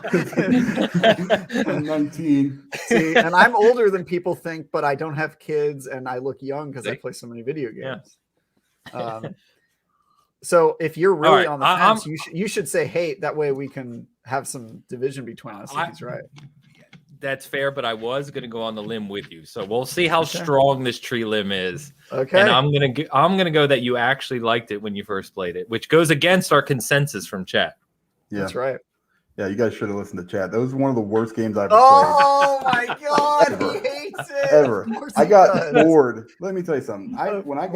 There was so much talk about that game back then. It was just like this game, like you guys said, it was a revolution. He hasn't changed. He has no soul. He hasn't changed. No soul. I left that back in my early 20s once I had kids. Oh my god, it's gone. So, oh my god, could not stand it. I mean, I should have gone with my first instinct. I played 2 hours, and I think I maybe solved like a puzzle or two. I couldn't. So you don't like any puzzle games? You no, hate that's not The true. Witness. No. The Witness? I played The Witness. The Witness is genuinely bad, so I couldn't blame What? I didn't play The Witness. I love that. It depends on the puzzles. Like, I mean, there's certain ones that are, all right, but that one was I like to be challenged. I like to be challenged both with my reflexes on a Halo and on my brain with like puzzle games. And The Witness, say what you want. It's a challenging puzzle game. I really very challenging. Because it's stupid. How dare you? How dare you, sir? Perhaps you are the one who is stupid. Yeah, maybe we should, sir. Maybe you should be better. Highly possible. Highly possible. Yeah. I'll tell you, the one that really pissed me off is the one where you have to listen to the music because I was playing with the volume off. Oh, what a mistake. Who would have thought they were going to make me like recognize musical notes? Like that was such a mind screw. But yeah, I love that game. I also love Myst, and I loved it 25 years ago. Well, not 25 years ago because I was 7, but whatever it came out. Yeah. Whenever I first played it, I loved it. So I actually loved it too. I played it on PC because we'd never seen a game like that. Now, if I try to play it now, I don't think my love would be so high, but. Anyway, let's get the super chat from Huss, Dan. Oh, yeah. I didn't even see it here. Okay. Now I'm on it. Huss, $5 super chat. I really get to make it live, but I'm glad I made this one. Invite me one of these weeks, or I'll ruin your next Bitcast Rocket League session. Yeah, thank you, Husk. Appreciate the super chat, brother. Yeah, Yeah. Husk joined me in Pampa for Rocket League a few weeks back. Hilarious. Pretty funny. So thank you, man. Nice. Appreciate that. All right, like I had, Dan. like I was, the list is very, very short. So It's fine. like it was so short that I said 95% of indie games, but that one's pretty easy. And I'm just gonna come out and say I hate. You say 95%. you hate 95%. Probably higher. There's probably a higher percentage of that. Yeah, see, I love indie games. Dan hates them. Yeah. Yep. Can't Talk say about painting with a broad brush. Like No, indie games. Like listen, you know what? I'm gonna call somebody out this week on Twitter. Whoa. I saw. Whoa. No. A friend of our, the show. I think it was Asa from Okay. Game On Daily, and he had responded to our friend Luke's tweet about Death's Door, and you're talking about the PlayStation. This is Game of the Year material, and he just was like, "No, it's not." Just like very loud and blurred. And I kind of agree with that. Like, I feel like Game of the Year has to be really, really super vintage. I haven't played Death's Door, so I can't say anything about that. Hold on, let me finish. So, for example, Hades. Like last year, I'm like, this is like deserved it. It's the popular game that everybody just votes for because they want to be cool. You know what? No, dude. It wasn't groundbreaking. I played 3 hours of that game, and I was like, it is groundbreaking. It's the first roguelike game that actually tells a good story and makes it rewarding to die. Like it's such a good game. It mastered that genre. Okay. So Death's Door, Dan hates.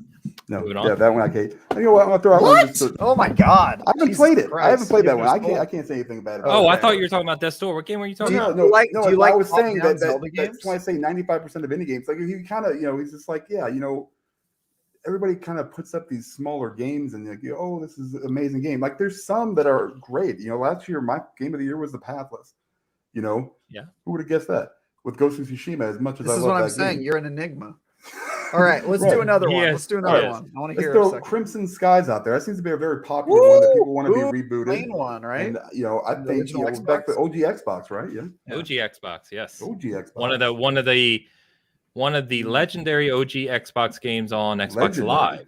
Yes. Mm-hmm. I have a good guess for this one. My instinct is saying hate because it's multiplayer. Okay. So chat, let's get chatting this. So Crimson Skies, you think Dan loved or hated that game? We're back, about 18 years or so? Yeah. I'm a little bit more seasoned at the time. I've got a 7-year-old kid. Yeah. I do have a guess that I think will be more in line with. We'll see. Pampa says you loved it. Faz says you hated it. Diego says loved. Bizzle says loved. So more people leaning towards loved on this one. Eric as well. He says he's playing Crimson Skies right now. Look at that. Lots of people are saying loved it, but some people are saying there's 0-1. So loved it, liked it. So the only one joining you, Travis, with hated it is Ange. I haven't locked down my answer yet. Okay. And honestly, because I just met Dan recently, I feel like chat knows Dan better than I do. And that's like, so I have to, the audience sort of like ask the audience thing here. And this game show is, it can't be a middle ground. Whoever said middle ground, we made Dan pick games that he has strong opinions on one way or the other. So it's either he hated it or he loved it. So Dano says despised it with Ange. So yeah, we were about 5-2. I'm gonna ignore chat and go with my gut. Hated it just because I know he hates multiplayer games, and I can't imagine him liking this game. Okay. By the way, I just want to mention, I know that we get a lot of audio listeners. So apologize. This is not necessarily the best segment for audio listeners, but at least you can hopefully, as you're listening to this, guess along with us on these games. Yeah. So I am gonna go loved it. Because the only reason why is because I do know that Dan loves flight games. Oh, he does. I didn't know that. And if Dan, I can imagine in his prime, a flight game that he was good at because he likes It was a very short prime. It was 2002 February to 2002 April. April. No. Amazing. That was amazing. So, in all seriousness, I would assume that back then, if he liked flight games, was good at them, even though it's multiplayer, he was probably good at it and could actually beat people in it. I think he liked it. Damn. Okay, I'm probably wrong on this one. Crap. All right, Dan. Don't do me wrong. No, I hated that game. Yes! I'm winning. Yes. No, you know what? I mean, it's one of those games that it was really below average. Like let me pause real quick. Dan. It was Let me pause. below average, and then I keep seeing all this like, I need to we need a pause. studio to remake Crimson Skies. I'm like, why? It wasn't that good. I think you guys are forgetting how not good it was. So, oh my god! I'm just throwing it out there. Oh my god! Yeah, it controlled like garbage. We just had like 5 people bad, leave the man. chat immediately when you said that. It's probably all the Xbox guys. I'm sorry, Xbox guys. That's my bad. Hold on. Xbox Live. Yeah. I don't even know where to begin. I'm trying to collect my thoughts. It's all right. Xbox Live was new on He the scene, likes basically. flight games, but he hates one of the best. I flight do. I games. love flight games. It's unreal. He does. So Yep. Xbox Live was, built off a Dreamcast. We don't have to go through the whole history, right? But Sure. Live was new, and the whole concept of, on a console at least, right, playing with others, Xbox Live, it was really revolutionary, and people really enjoyed different experiences. So Mech Warrior was a big one, right? Mech Warrior was Love big. that game. Obviously, Halo goes without saying. NFL 2K, these games. And the XFL sports games. You remember them? NFL Fever and stuff. Those were great. Crimson Skies held a unique place at that time, which was a flight game, a flight multiplayer competitive game. And Dan, no matter what you say, it was an incredible game for the time period. If you go back and play it now, it may not held up as well, of course, but for the time, it offered an experience that no other game was offering. Sure. And being that it offered a multiplayer experience nothing else was offering, and you love flight games, how the hell did you not like that game? That's what I couldn't figure out. This is like my this is my wheelhouse here, and I couldn't stand it. And I don't know if it was the controls. I don't know if it was just How one do of you those rate games where it's like, reviews? I want to see one of your reviews where it just says, "I don't know why I hate this game, but I do," and that's like the full review. Like, Eric says, "Can I get a game that Dan actually likes, just to get some kind of barometer to make sure he likes games?" Let me tell you, I'm chronicling this. I'm like on a quest to figure out Dan's taste or lack thereof in his case, which is it's endless. That's an endless quest. He likes Red Dead Redemption 2, Yakuza, the Hitman games. Sure. He likes Dance Central. Just kidding. I had to get one in there just to see if anybody would believe that was me. my next one. That was his next. Really? No, okay. Actually, I think that's all I know. I think I know you like 4 video games. And he likes the Assassin's Creed games, which I mean, some of them. Yeah, he likes some of those. So sure. All right, you guys ready for another one? Yes. One more for you. I'm winning for the record, Ains. I'm beating you at this game. You are, and I'm actually pulling up something right now as a joke. So don't if you see me kind of looking aside, I'm doing something. So just go ahead. He likes State of Decay. I think he likes both State of Decay. I do love State of Decay. He does love State of Decay. I can tell the. Diego knows my favorite game is D. That was one of my favorite horror games for sure. But I'm going to go out here and go back to like the PlayStation.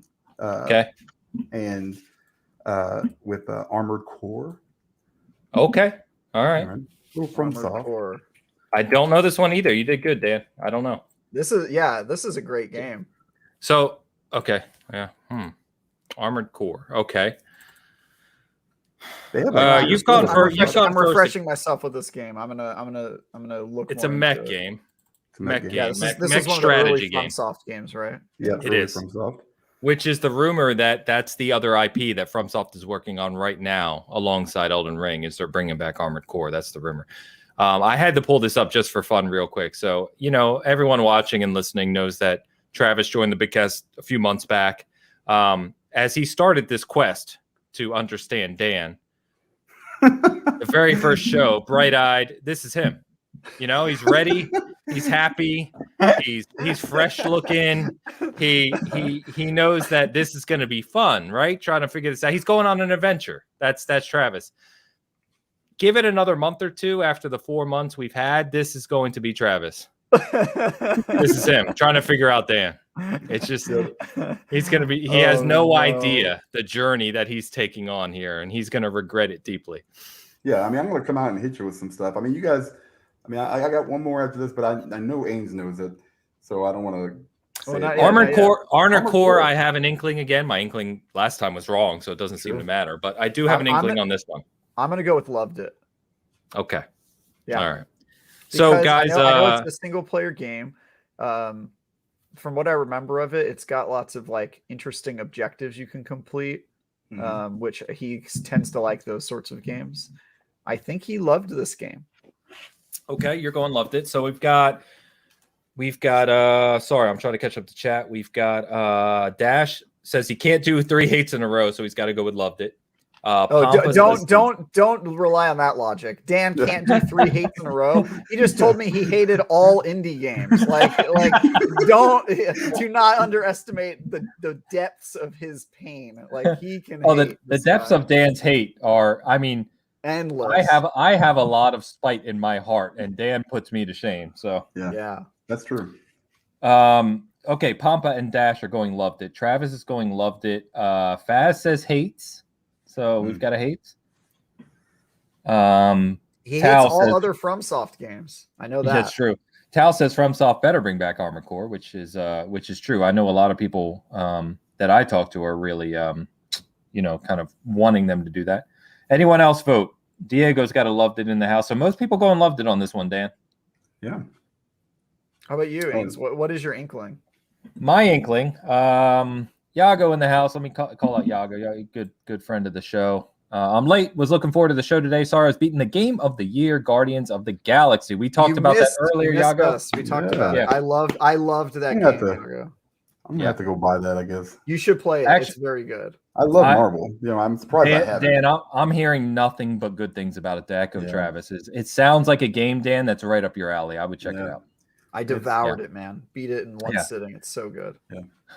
Eric said Diego's going with love, Eric's going with hate. So we got a couple hates. Tal's going hate. Actually, the hates are catching up. So it's pretty even on this one. Husk is still trying to push a middle ground, which we don't have. Yeah, we do not have a middle ground. We do not have a middle ground. Dan has very few middle grounds. I feel like you guys should change your review metric for Dan, and it should just be 10 and 1. Like those are, because that's how he feels about all games, right? It's either there's the occasional meh, like that's a 5. You can go 1, 5. So you're choosing the 10s and 1s in your book. Yeah. Right. Yeah. All right. My inkling was loved it because I'm going to give reasoning. Again, not that it matters because it didn't matter last time, but Dan does like strategy games. If they have something that intrigues him. And I assume that mechs and kind of, that I just assume that type of environment Dan enjoyed back then in the PS2, PS3 era. All right, Dan, I think we've got 3 or 4 hates and we've got about 4 or 5 loves. Where you at? Love the series. The whole there series. we go. I got one right. We got one right. All right. Yeah, So it's one of my favorites. And it but just the thought of it, like coming out now, knowing that From's doing it now and like thinking, okay, is it going to be like kind of old school From stuff, or is it going to be, this new crap they keep throwing out here that is ridiculously hard? We're going to do a Souls-like Armored Core. I mean, that's what I'm waiting for. And maybe at the time, maybe it was that hard. I don't, remember it was that hard. I remember getting through it and really, really liking it. So, Dal says I'm shocked. Bass says, dude, I'm shocked every time he says an opinion he has of a video game. Like every time, I'm just shocked. It's so crazy. All right, so let's do like 2 more because this is taking longer than I thought. But like, I think we're having fun though. Get the hardest ones. Gosh, I don't know. I want the ones that, because Ains is 0 for 3 for knowing the answer right away. So I've got that one right. No, for knowing the answer right away. Like you said that you weren't going to be able to play this game, like because you would know the answer already. That's true. Yeah. No, he's done a good job at picking games we haven't talked about previously. So yeah, it's been tough. I had another one, Legacy of Kain series. That's going back. Okay, that's another series that the old school people like us keep calling for to return. That is Legacy of Kain. To give you the seasoned aspect here, that's the series that made Amy Hennig her name. Yep. Yes. All right. Let's see where we at here. Crystal Dynamics game. I is. think he likes Crystal Dynamics. I haven't talked to him about Tomb Raider. Damn it. But he likes Square Enix. I will tell you. I'll help you here. He likes Tomb Raider. Yeah. Okay. He does. I mean, but I like this game. Legacy of Kain's not like Tomb Raider, so not, but it's made by the same developers. I feel like.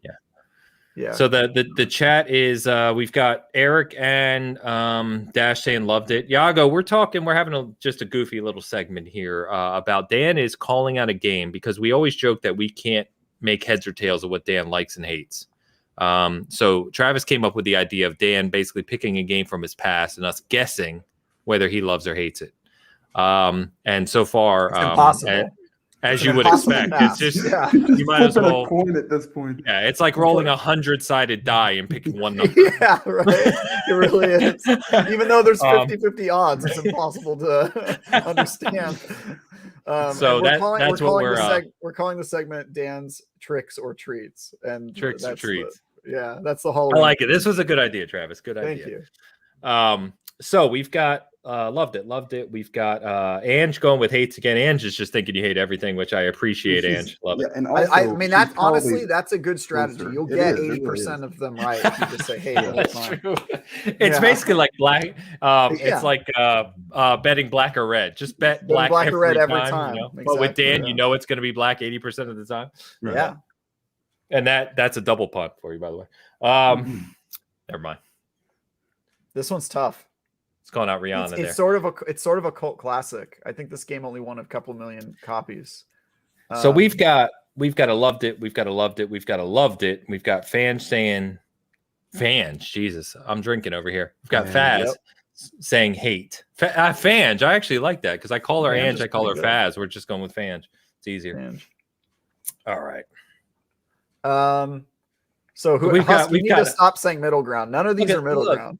Yeah. These guys, look, where are my moderators? We got love and hate middle ground. We've already told you. We've got Elu, who is a moderator, saying it's a thin line between love and hate, which actually says nothing. This is true. But that is true for Dan. For Dan, it only takes one thing for him to hate a game and write off everything else about it. It's pretty crazy. This is true. Yeah. And Yago says, I love Dan. At least he keeps it honest on what he loves and plays like I do. Hey, fair enough. Yeah. Fair enough. I will credit that. No matter if I don't understand his opinion, he's at least direct and honest about it. That's for damn sure. So, all right. Legacy of Kain. Where you at, Travis? Because I honestly don't have an inkling on this one. You can do the whole series. I'm tempted to go with the good question. Whole series, Dan? Sure, whole series. Okay. I'm tempted to go with the strategy that people are using, which is just say hate and you'll be right more often than not. But so I didn't play all of the Legacy of Kain games, but I know that they are beloved by a certain subset of the gaming community. Yes. But Dan, typically, it also feels like an indie game. That game, it has sort of a scrappier feel, and I know he hates indie games too. But the thing that's really getting me is the fact that he likes Square Enix. He likes a lot of their games, and he likes Crystal Dynamics. So it's tough. I'm gonna go with hate. I am.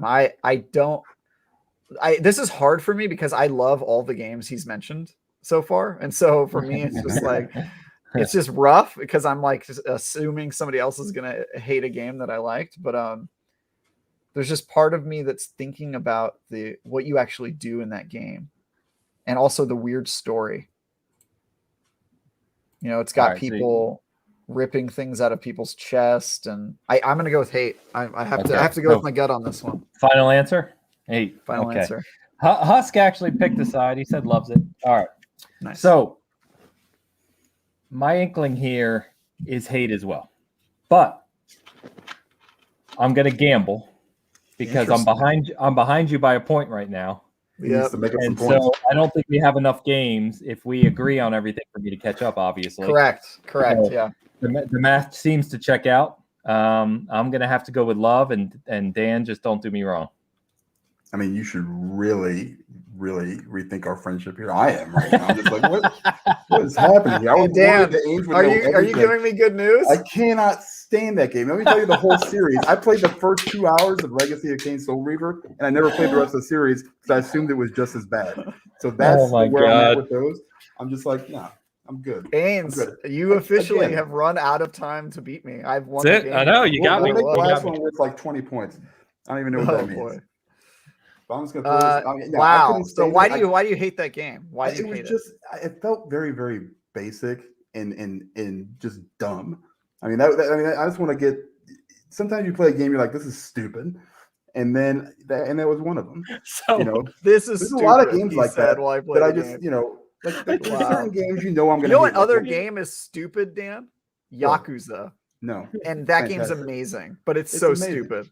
Amazing. I can't, man. I can't. We have literally, if you think of like Dan thought this was gonna Ains thought this was gonna be easy. I just want everyone to realize when I proposed this, Ains was like, "Oh, I don't even know if I can play it. It's gonna be." He's not lying. He's not lying. And the best part is if you went to the gaming community, and we have a tight knit community here, everyone in the chat, right? Sure.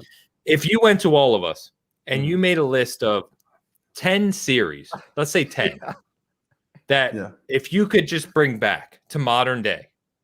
I'd be willing to bet that Legacy of Kain and Crimson Skies would be on that list. For sure. For most people. Most people. And yet Dan literally hates both of them. Can't say. I have no idea what people see in those games. Actually, if you could tell Dan, give me 10 games that you hate with a passion for no reason. And then if he put out that list and gave it to somebody without any context, they would probably look at the list and go, "Oh, is this a list of your 10 favorite series?" Because they're all like well-known good games. They would just assume that it was that's what the list was of. Yep. Pampa says, "Dan, give me a list of what you like." You don't need a list. I can give you 3 bullet points. The list won't help you. That's the other thing I've learned is the list will not give you any sort of guidance. It will only confound you more. It will only make you more confused. Yeah. So let's do one more. There's me. This one, if I say like Life is Strange, most people will know that every single one of those is probably, for me, it's probably a trash game, but I understand where people, and this is obviously it's hyperbolic a little bit because I haven't played them because I have no interest in them after playing 10 minutes of one of them. I like the angsty teenager stuff immediately. Can I ask you a question? Yeah, no. Splinter Cell, guys. They're asking about Splinter Cell. Dan or Mo is too. He loves Splinter Cell. He does. We know that. Because the Hitman stealth thing. Yeah. Okay, that makes sense. Yeah. Dan, do you like Minecraft? I got into it when it first released on the PC, and I played it probably for like 2 or 3 months, like nonstop. My God! This is before all this stuff they have now. I mean, like way before. I mean, I don't even know if they had like Redstone at the time. It was something. It was just really, really basic. It was like dig as far down as you can and fall into lava. He likes Minecraft. How can you not like Minecraft? Minecraft, I feel like if you don't like it, I feel like you don't like fun. It's like playing with Legos and you're like, "Oh, I hate Legos." That's exactly it. It's literally just a pure sandbox. Like how can you look at Minecraft and be like, "No, it's terrible." I'm going to tell you how right now. I'm going to open up your eyes.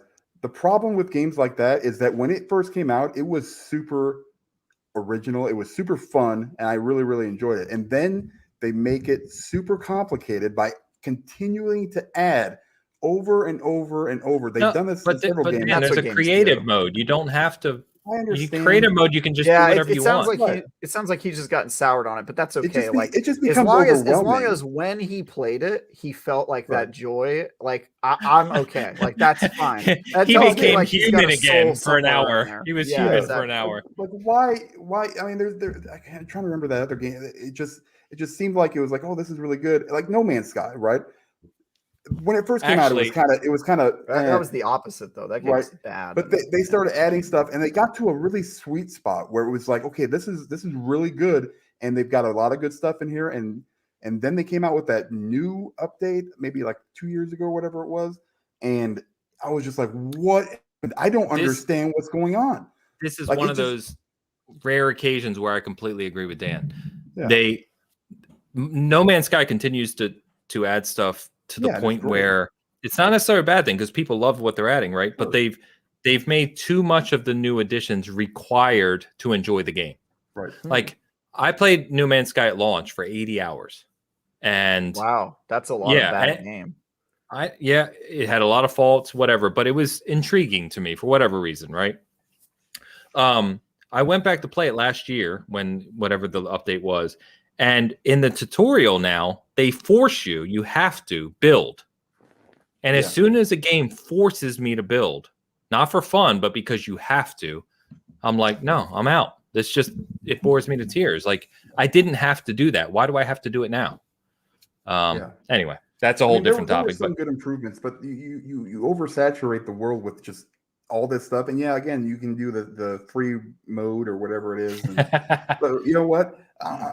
There was a story that could have, gone somewhere, and I feel like it really didn't. And then they just started throwing other stories at it, and then they started adding mechanics that just seemed really pointless, and it just got very, very overwhelming. And it was a pretty deep game, even when it came out.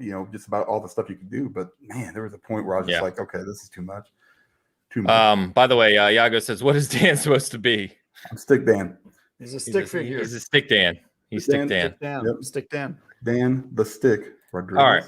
So we're having a lot of fun with this. Dan, do you have another one? Super Mario Galaxy. Okay. So guys, for chat and everyone else, we'll do one more of these, and then with chat, I want to talk about some scary games, some horror games to close this out. We'll have some fun with that.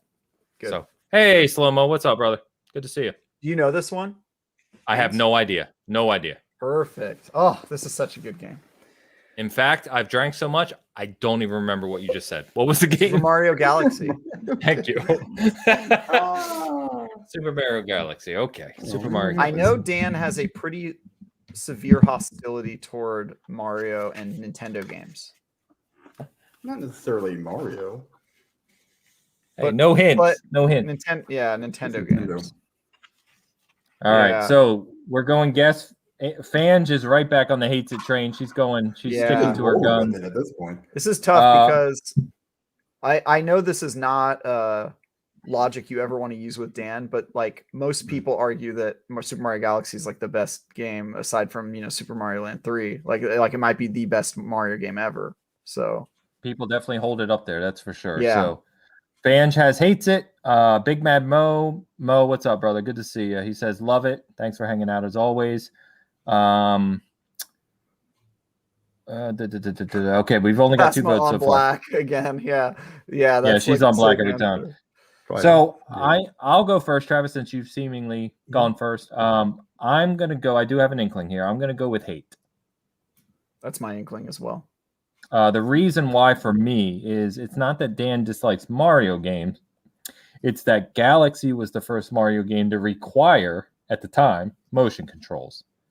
And I can picture Dan being frustrated and annoyed with that. That's actually a pretty. So one thing I have noticed, and maybe this will keep me from being Frodo-esque in the future.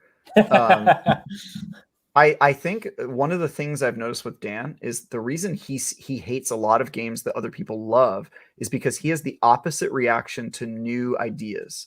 When somebody comes out with something and it's like, oh, this is the first time this has ever existed in a video game, most people go, oh, that's cool, that's unique, that's fresh, and they love it. Dan goes, oh, this is new and stupid and I hate it. And so he tends to have the opposite reaction when new stuff is introduced, whereas most people, when they see something new, they're like, whoa, I've never seen that before. So that's why I think he hates Galaxy, because it's like it like you said, motion controls, and it had a lot of like new stuff in the Mario thing, and I could see him, being the old man screaming at clouds, going, "This isn't the Mario I knew and love." And I think, I think it's hate too. Okay, so we've got some funny chat. I love that you guys are getting into this. So Eric says hate. There's too much space. Dan hates space. I can see that. Pomp says Fair you love it. assessment. Pomp and Mo, who watch every week and know you pretty well, Dan, both say you love it. But Tao agrees with us and say hate. Mhm. Looking anymore? No. So we're kind of mixed on this one. Yeah. I think we're mixed on all of these. This is an enigma, man. Like figuring out what he likes and dislikes. It's only further emphasizing the point that you can't make heads or tails of this. Yeah. All right, Dan. Mario Galaxy, give it to us.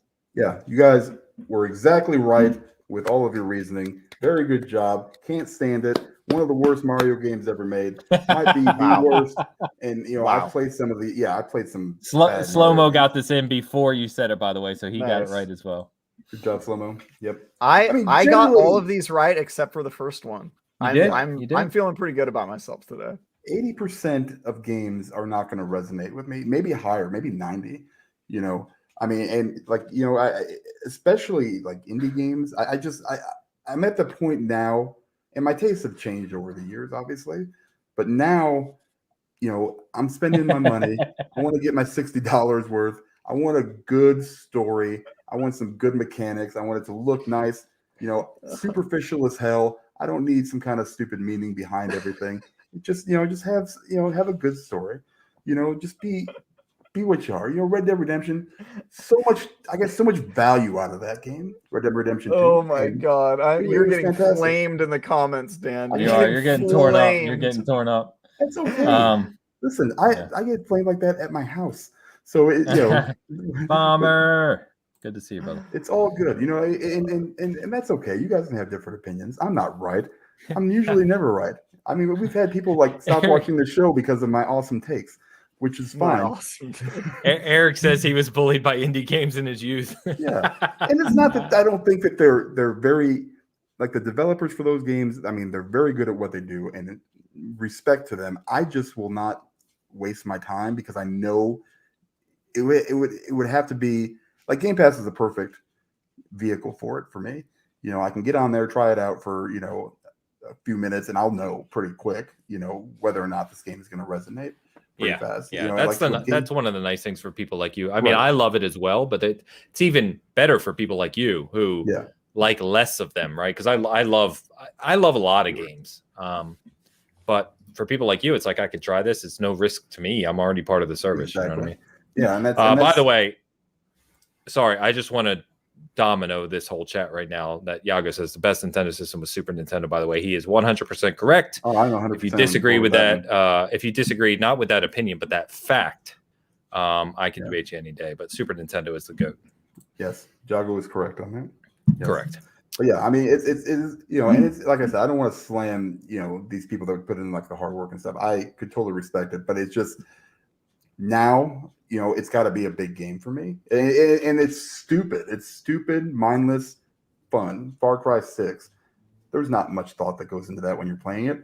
You just play it. And, I told you, Far Cry 6 is a great game. It's fun.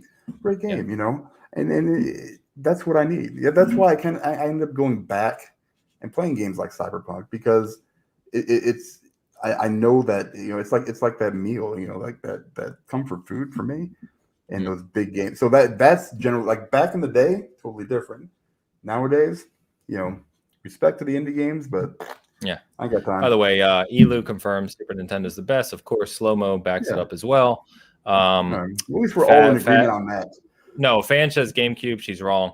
Well, she was right the entire rest of the time, so I don't know. Yeah, Mo says GameCube as well. He's also wrong. She just put it on black every time, Dan. That doesn't count. I was out here. I was out here trying to get into your brain and figure you out. Doing the work. I appreciate it, Travis. I mean, I got the one right that I said you loved, and then all the other ones that you hated, I got right. I just came in too optimistic. I came in with a love, and it was a hate right off the bat. You should have stuck to the instinct. But I should have stuck. Just nail down the Super Nintendo thing. Super Nintendo launched with Super Mario World, which is a GOAT game. We don't even have to get into Chrono Trigger, Final Fantasy 2 and 3. A million others I could name. You're talking GameCube? Yeah, come on, stop it. Yeah, SNES is the best Nintendo system. Come on, it's not even in the same galaxy. Gotcha. Yeah. We got another Super Pompa. What are you doing? You're killing us, baby. Yeah, Dan, you man. got this. Oh, geez, I got Chet or Chet. I was reading the other super chat. There was another one before this. Dan, do you like video games? Dan, man, what the fuck? Dan or Pampa, thank you so much, dude. Yeah, man. Too generous. I mean that's awesome, man. $10. We got Too that one generous. from Bomber too. For Yeah, got it right here. Yeah, Xbox is dead. PlayStation is dead. Much love, y'all. F Chet. It seems to be a very, he's bringing some money to the kids. So good for Sure. Chet. Thank you, Chet. Thank you, Yeah, Chet. Chet. We put your garbage opinions to good use. Yeah. Please leave a comment on any kind of words we mispronounced down below. Right down there. Or use Big the Man incorrect Bill. context. Mario World is the best Mario. Another correct fact. Thank you very much, sir. That's fair. All right. So, chat, we're having a lot of fun here. I think anyway, I am. We are all having guys. fun. It is the Halloween season. So let me ask this of everyone, really. I guess it's a two-part question, which is it's October. We got Halloween tomorrow as we're recording this. Actually, it is midnight officially here in Central. So it's October 31st as we're recording. What was I going to say? Do you have a habit of playing specific games for Halloween, whether it be horror games or just something kind of reminiscent of the season, fall season? And then, of course, the obvious question is, in terms of horror games or spooky games, whatever have you, what games really stand out to you? Like, what games do you think of? Do you go back and play? Do you have fond memories of, from a horror perspective or anything like that? Let me hear what you got. Man, mine will be very, very fast because I'm not a horror game guy. We've brought it up 1,000 times. Parasite Eve was probably my one. It still is one of my top 5 games of all time. And Which one? It's Parasite Eve. Oh yeah, that's a good one. PlayStation 1. I think it was 1. I think PS1. Yes, it was. Yeah. And then, so that's probably my favorite horror game of all time. That's not a horror game. Come on. Well, it's psychological horror. Yeah. That's as close as horror. Looking at PS1 graphics right now in today's age is a horror game of itself. That's true. Now, if you remake that and and somebody does it really well, I'm all for it. I've been wanting that to come back. As far as underrated, I don't play a lot of them, so I would say maybe Evil Within 2 because I played through some of that and I thought it was really good, and I just got to the point where I just couldn't handle it anymore. I just started replaying it on Series X. It's really good now. It's really underrated. I reviewed that game. I think I gave it an 8 out of 10. It's very good. Yeah, its performance is great nowadays too. So we've actually got a lot of comments. So let's talk through this. So Slow-Mo said I play Until Dawn. Great game. And Dan, I don't know if you've played those. Those are, I don't know if you like them or not, but Until Dawn and the PlayStation ones, right? The story ones. Well, Until Dawn was a PS1, and then it's the anthology that's out now, and they had I've been drinking. Man of Medan was the first one, which honestly wasn't very good. But then they came out with Little Hope. No, Little Hope. Until Dawn, I thought was with no Man of Medan. Dan, you're not hearing me. Until Dawn was PlayStation a few years ago. Oh. Then the company came out with their anthology, their horror anthology, and they came out with Man of Medan was their first one. It wasn't very good. And then they came out with Little Hope, which was better than Man of Medan, in my opinion. And then literally last week they came out with House of Ashes, which I haven't played yet, but I want to. Which I played today, actually. I got a group of 5 people for theater mode. We are like 70% through it. We've had one death, an unfortunate death indeed. And it's the best one so far. Like easily. Awesome. Yeah. I've heard good things. Little Hope I thought was better than Man of Medan, but it wasn't great, but it's better. Not amazing. But this one, I'm like, all right, yeah, this is where the series needs to be. And I also, maybe this is a Dan opinion, but I really did not like Until Dawn. So this is a turnabout for me. So I think I have it, and I just haven't played it. You should play those because they're not scary. It was a little too campy for me. Until Dawn, just a little too cheesy. I couldn't get by it. Whereas these ones, they strike a good middle ground, I think, between being campy and being legit horror games. So wow. Eric says in caps, Deadly Premonition, which I know is one of those cult favorites. It's like a small group of people really love that game. I've never actually played it. But that's cool. Pampa says PT and Visage, which Dan will never play. Those games are creepy as hell. Yep. They really, really are. True. And Pampa also says Silent Hill 2, which I think is one of the GOATs. I'd argue Silent Hill 2 is one of the top 5 of all time. Yeah, it's up there for sure. What do we got? We got Eternal Darkness from Mo on the GameCube. That's a good GameCube shout out right there, is Eternal Darkness. Whether or not they ever remaster it, we'll see. But yeah, had some new ideas for the time. House of Ashes is the best one out of the new trilogy. So Yago agrees with you. Yeah, and they also announced the new one, which is like documentarians go to a serial killer's house and crazy stuff happens. That's the new one that's going to come out. They do the tease at the end. They do the tease. Yeah. Okay. So, that's the new one that they just announced, which looks really cool. All right. They're going to keep it going. I hope this just goes forever, because I feel like there's an underserved market for they're great games. Horror games, so they're cool. And I actually play them with my wife. We just sit there and we do it together. So I just haven't picked up House of Ashes. Theater mode where you swap over the controller? Or? We haven't yet. No, we did Little Hope. Well, we did both the normal way, where basically I play and she just makes the decisions. Actually, got it. On Man of Medan, I actually forced her to play. And when you have like the quick time events when you're running or something? Yeah. You have to push the button fast. She failed like all the time. So like everyone just died. Like everyone was dead. Hilarious. Yeah. So funny. Now they have a mode where you can, I don't think this was in the other games, but you can lower the difficulty and it gives you way more time. So you can put it, and then if you're playing in movie night mode where everybody controls a different character, each character can choose their level of difficulty. So you can have one person who maybe doesn't play video games a lot. They can put it on the lowest setting. And then somebody like me, I put it on lethal. So like the quick time events are like split second, like if I mess up, I'm dead. So yeah, it's very cool.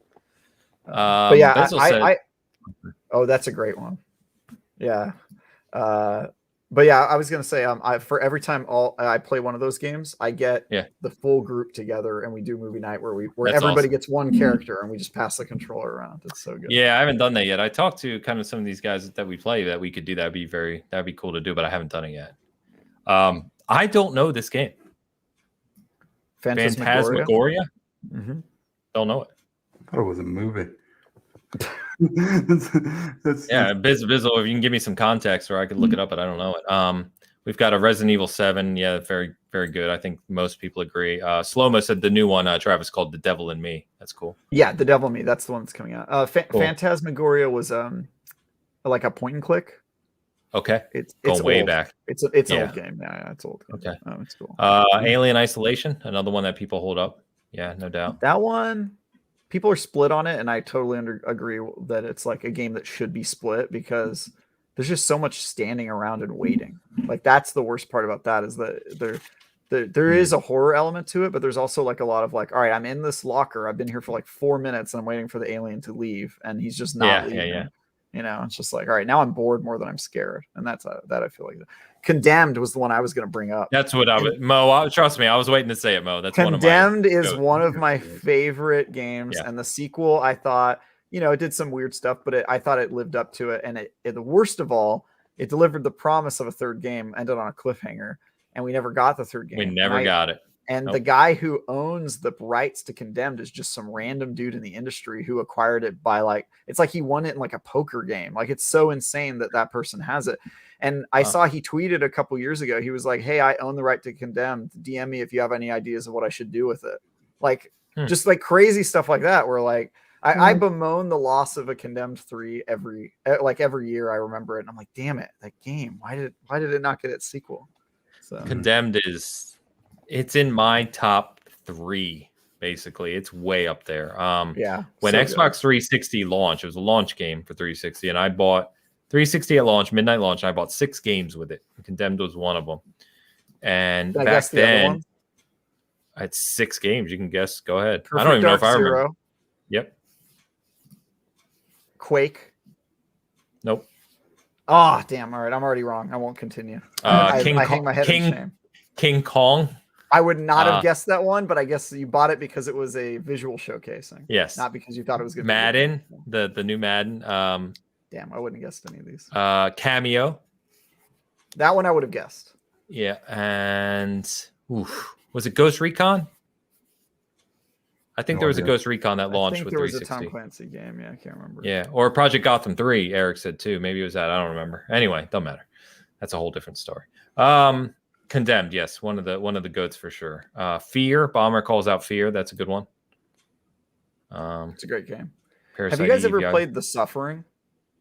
Someone mentioned that right here. Husk mentioned The Suffering, highly, highly underrated game. I never saw anybody talk about that game, but it was like very it was almost like too extreme, like the cussing and the level of like violence and gore in it was like I remember. it was like pre-torture porn when that Because was they were normal. talking about like limb dismemberment and and torture in prisons, and there was like references to like killing women and like all this stuff where I was just like, Jesus, dude, this game is and I was like in middle school when that came out. I should not have been playing that game, but I had no parental guardianship as a kid, so I just was out here playing The Suffering. But it was like ahead of the curve on the whole torture porn thing, because now that's like normal. Like, oh yeah, of course I'm going to see somebody's head like chopped off. That's just me getting my TV time in, you know. But back then it was like shocking, and that game is really cool.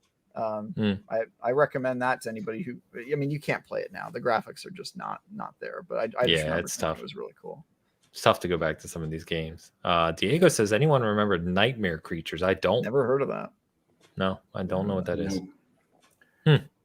And Mo called out Manhunt as well, which that's one of those Rockstar franchises that people, keep calling to hopefully be brought back. You think eventually people will just be like, hey, can I get something new? Everybody wants everything to be redone and remade. I'm getting tired of it, man. Yeah. I mean, they can do both. Yeah, you could, Indies kind of exist to, expand the kind of currents of games, that exist. Wouldn't have Returnal if you didn't have, the first roguelikes that were indie games, you know what I mean? Sure. So I have a question for you guys. Very, very specific. What is the scariest moment you've ever had in a video game? Like just a moment, not necessarily the entire game. Yeah, a moment. I got you. Game. Oh, I already know mine.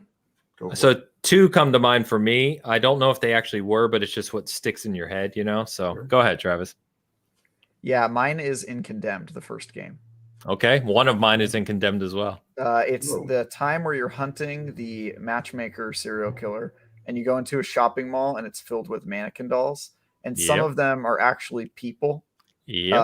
And there's one moment where you're walking through the mall, and then you turn around, and some mannequins have clearly moved, and they're like standing right behind you. Dude, Mo said the same thing. Yeah, no. That one, Dan, did you ever play it? No, absolutely not. That okay, moment, so like literally, I saw the mannequin in a different place, and my reaction was to go nope, and I turned around and I went back into the bathroom, and I hid in the stall for like 5 minutes. I just would not leave. I was like, I'm not leaving this stall. I'm going in here and I'm hanging out. And the second one is also in Condemned, but it's Condemned 2. There's a part in like the first game where you're going through a ratty apartments and you're like beating up all these drug-addled like criminals. And then you can explore in that game, and that game, more than Condemned 1, it like encourages exploration. And there's one apartment you can go into, one apartment room where there's nothing in it and there's no enemies. You're not in like a fighting part of the game. But if you go into the bathroom and you look in the mirror, it triggers an enemy to spawn right behind you. And they just come.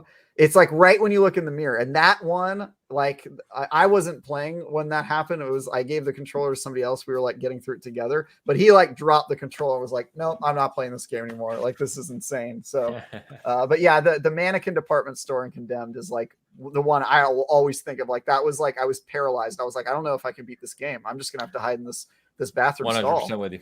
100% with you. When I that got the 360 launch, exactly, it was when I got the 360 at launch and I was playing that. At the time I had a home theater that was a projector screen. It was huge, almost 100-inch screen, and I had surround sound back then.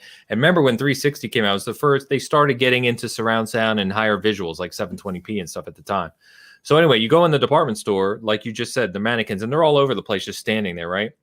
There's one part, to your point, there's part where you look and they're in different spots and you're like, what the hell? But like other games like Silent Hill had kind of done that too, where things are in different places, like the nurses, in Silent Hill. the one part that got me is I'm like moving at snail's pace through there because I'm scared shitless.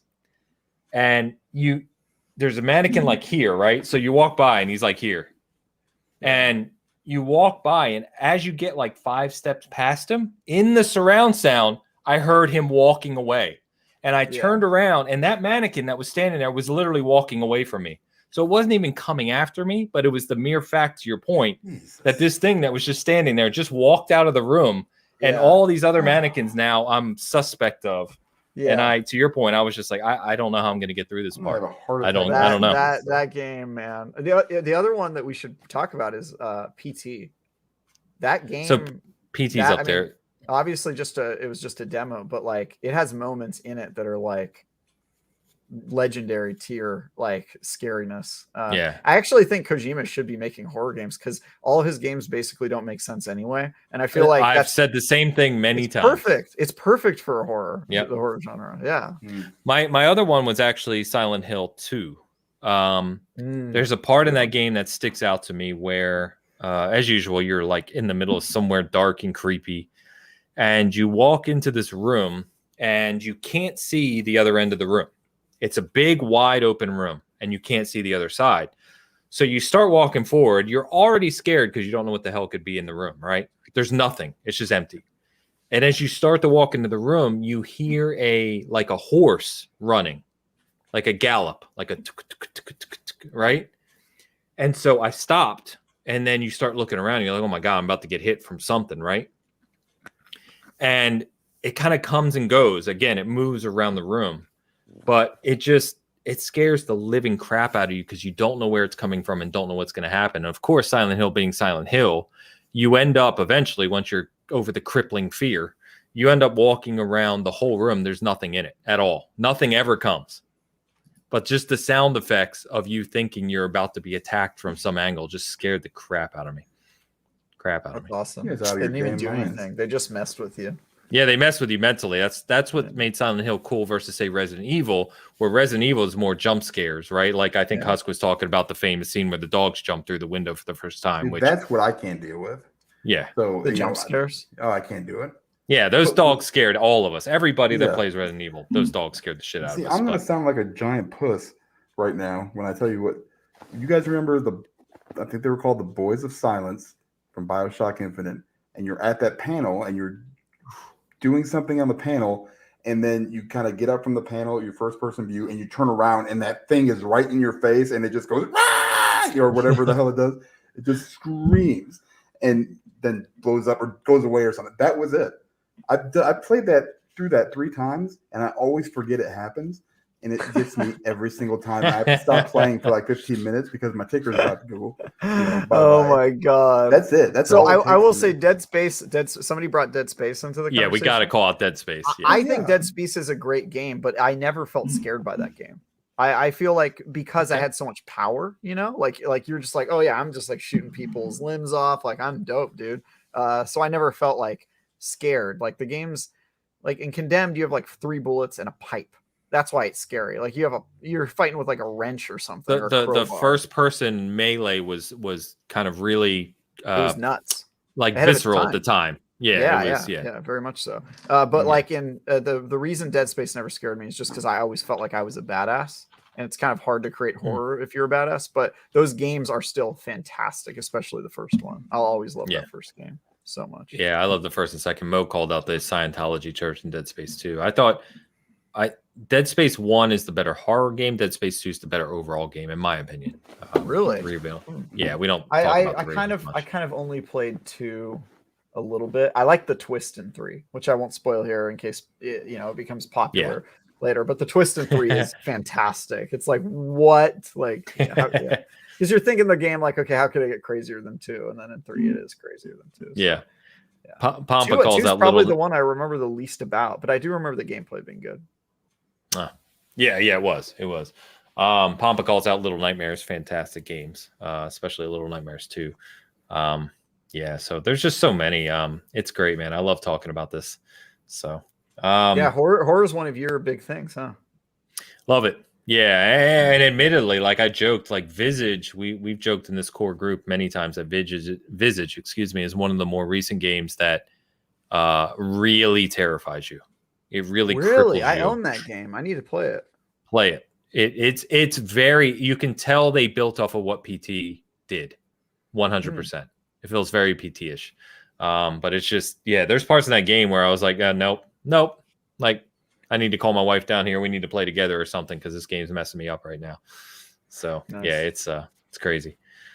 Diego calls out. We might as well talk about it. Go ahead. Non-gaming related, but what's your favorite horror movie? Dan, do you have a very short list at all here? Gosh, man, I haven't watched a horror movie in over 20 years, probably. So I'm gonna go back to like when I was a kid, I loved like Nightmare on Elm Street or movies. Yes. So those were just like, for me, they're still kind of classics. And that's pretty much it. Like anything pre-90, and I can't really even think of one because I just despise the jump scares so much anymore. It's just too much for me. Like I don't like that rush. It's the worst. Okay. So we've got a lot of opinions already here. So I would definitely call out Cabin in the Woods here. Eric says if you haven't watched that, Dan, it's on my list. It's a great movie. Train to Busan, Phasma says, which is an awesome Korean zombie movie. Really fun. I wouldn't really call it horror per se. It is zombies, but it's not scary. But it's fun. Sadly, well, maybe not sadly, we'll see, but they're making an American version of it. We'll see how that is. Slow-mo calls out a great movie. The Thing is a classic. Absolute classic. The book's better than the short story. Oh, okay. Hellraiser, another classic horror movie, no doubt. Mo calls out Saw. Like Evil Dead, and stuff like that stuff I love. Those aren't really horror though. Yeah. So, but that's the thing is like Cabin in the Woods isn't a horror movie, but that's on my list of best horror movies. Like for me, I don't like horror movies as much as I like horror games because horror games, you're the person they're trying to scare and you're also the character in the story. Whereas movies, they sort of try to scare. It's meta, right? They're trying to scare you with the story, but it doesn't really serve the purpose of the story. And so to me, horror movies always have like really crappy storytelling, almost always. So I'm really not that into the genre, but the ones that I do like either are, I like them because they're also funny, which I think is super important to me, or they manage to overcome the tropes of their genre and actually be good stories, despite the fact that they're in the genre that they're in. So in order of my favorite horror movies, number 3, probably the original Saw movie. I just think the writing's really good. Yeah. Number 2 is Cabin in the Woods, and number 1 is Get Out. Really? Wow. We'll have to talk about that because I thought Get Out was incredibly overrated. Really? I love that movie. We'll have to talk more about that. I know I'm in the minority. That was very highly rated, but I think it's like almost got a perfect score on Rotten Tomatoes. Yeah, like I know. I just that movie. Yeah, but I mean, it's also not like a pure horror movie, right? Like it's a comedy as well, and like I like comedy movies a lot, so it's sort of Pompa calls out Conjuring and Sinister. So Conjuring and Insidious are more recent ones that have become quite popular. Sinister is a little less known. Sinister is really good, in my opinion. Diego, man, 100% with you. Nightmare on Elm Street. Her friend was being dragged into school and the body bag scared the crap out of me. 100%. So Nightmare on Elm Street, if I remember correctly, you guys can check me real quick on Google if you want. It came out in 1984, I believe. I was 6, and I saw it when I was 6. 5 years from being born. I'll give you guys a funny story just so you can laugh at me real quick. Nightmare on Elm Street was, when that came out, it kind of changed the horror scene. It really did. And it, like Halloween did when it first launched as well. By the way, on Netflix right now, the movies that made us, they added Halloween, Friday the 13th, Nightmare on Elm Street for October. So they give you the history of how those movies were made. They're awesome. Please watch them. Yeah, they're great. Nightmare on Elm Street. So go to a Halloween party. I'm 6 years old. I'm a Ghostbuster because Ghostbusters were huge. And, my friends. It's 1984. Of course you're a Ghostbuster. Yeah, I'm a Ghostbuster. All the kids were just hanging out, all of our friends, right, at my friend's house. Or his mom made like brain cake, the goofy stuff you do as a kid. They had this basement in their house that you didn't go into because it was one of those old houses. The basement's like a boiler room. You know what I mean? You have like your water heater and it's asbestos in retrospect. Yeah, there's just you die if you go down there, right? So this is not a joke. 6 years old. A bunch of us, I want to say maybe 6 or 7 kids. Mom goes, we have a surprise for everyone. Go down in the basement, right? So we go down in the basement. There's no lights. They lead us down there with a flashlight, right? Kids walk down the steps, there's wooden steps into a lift. You know, I'm old, remember? A damn wood panel lift. Walk down the steps, right? We're all following each other, all happy, right? It's Halloween. We got candy and everything. They say, okay, go down there. We got a surprise for you. So we walk down there, no lights, right? We walk around the corner behind the water heater and the furnace or whatever it is, right? She had her friend dress up as Freddy Krueger, claw, mask, sweater, the whole 9, right? And literally hide behind the furnace and jump out at us and chase us. 6 years old, right? Wait. So did they wait till you had seen the movie to do this? We had seen the movie, which already terrified us. So you saw it earlier that night, or Hilarious. We saw it previously. Okay. Yeah. 6 or 7. I forget. It might have been the next year, but whatever. Same point, right?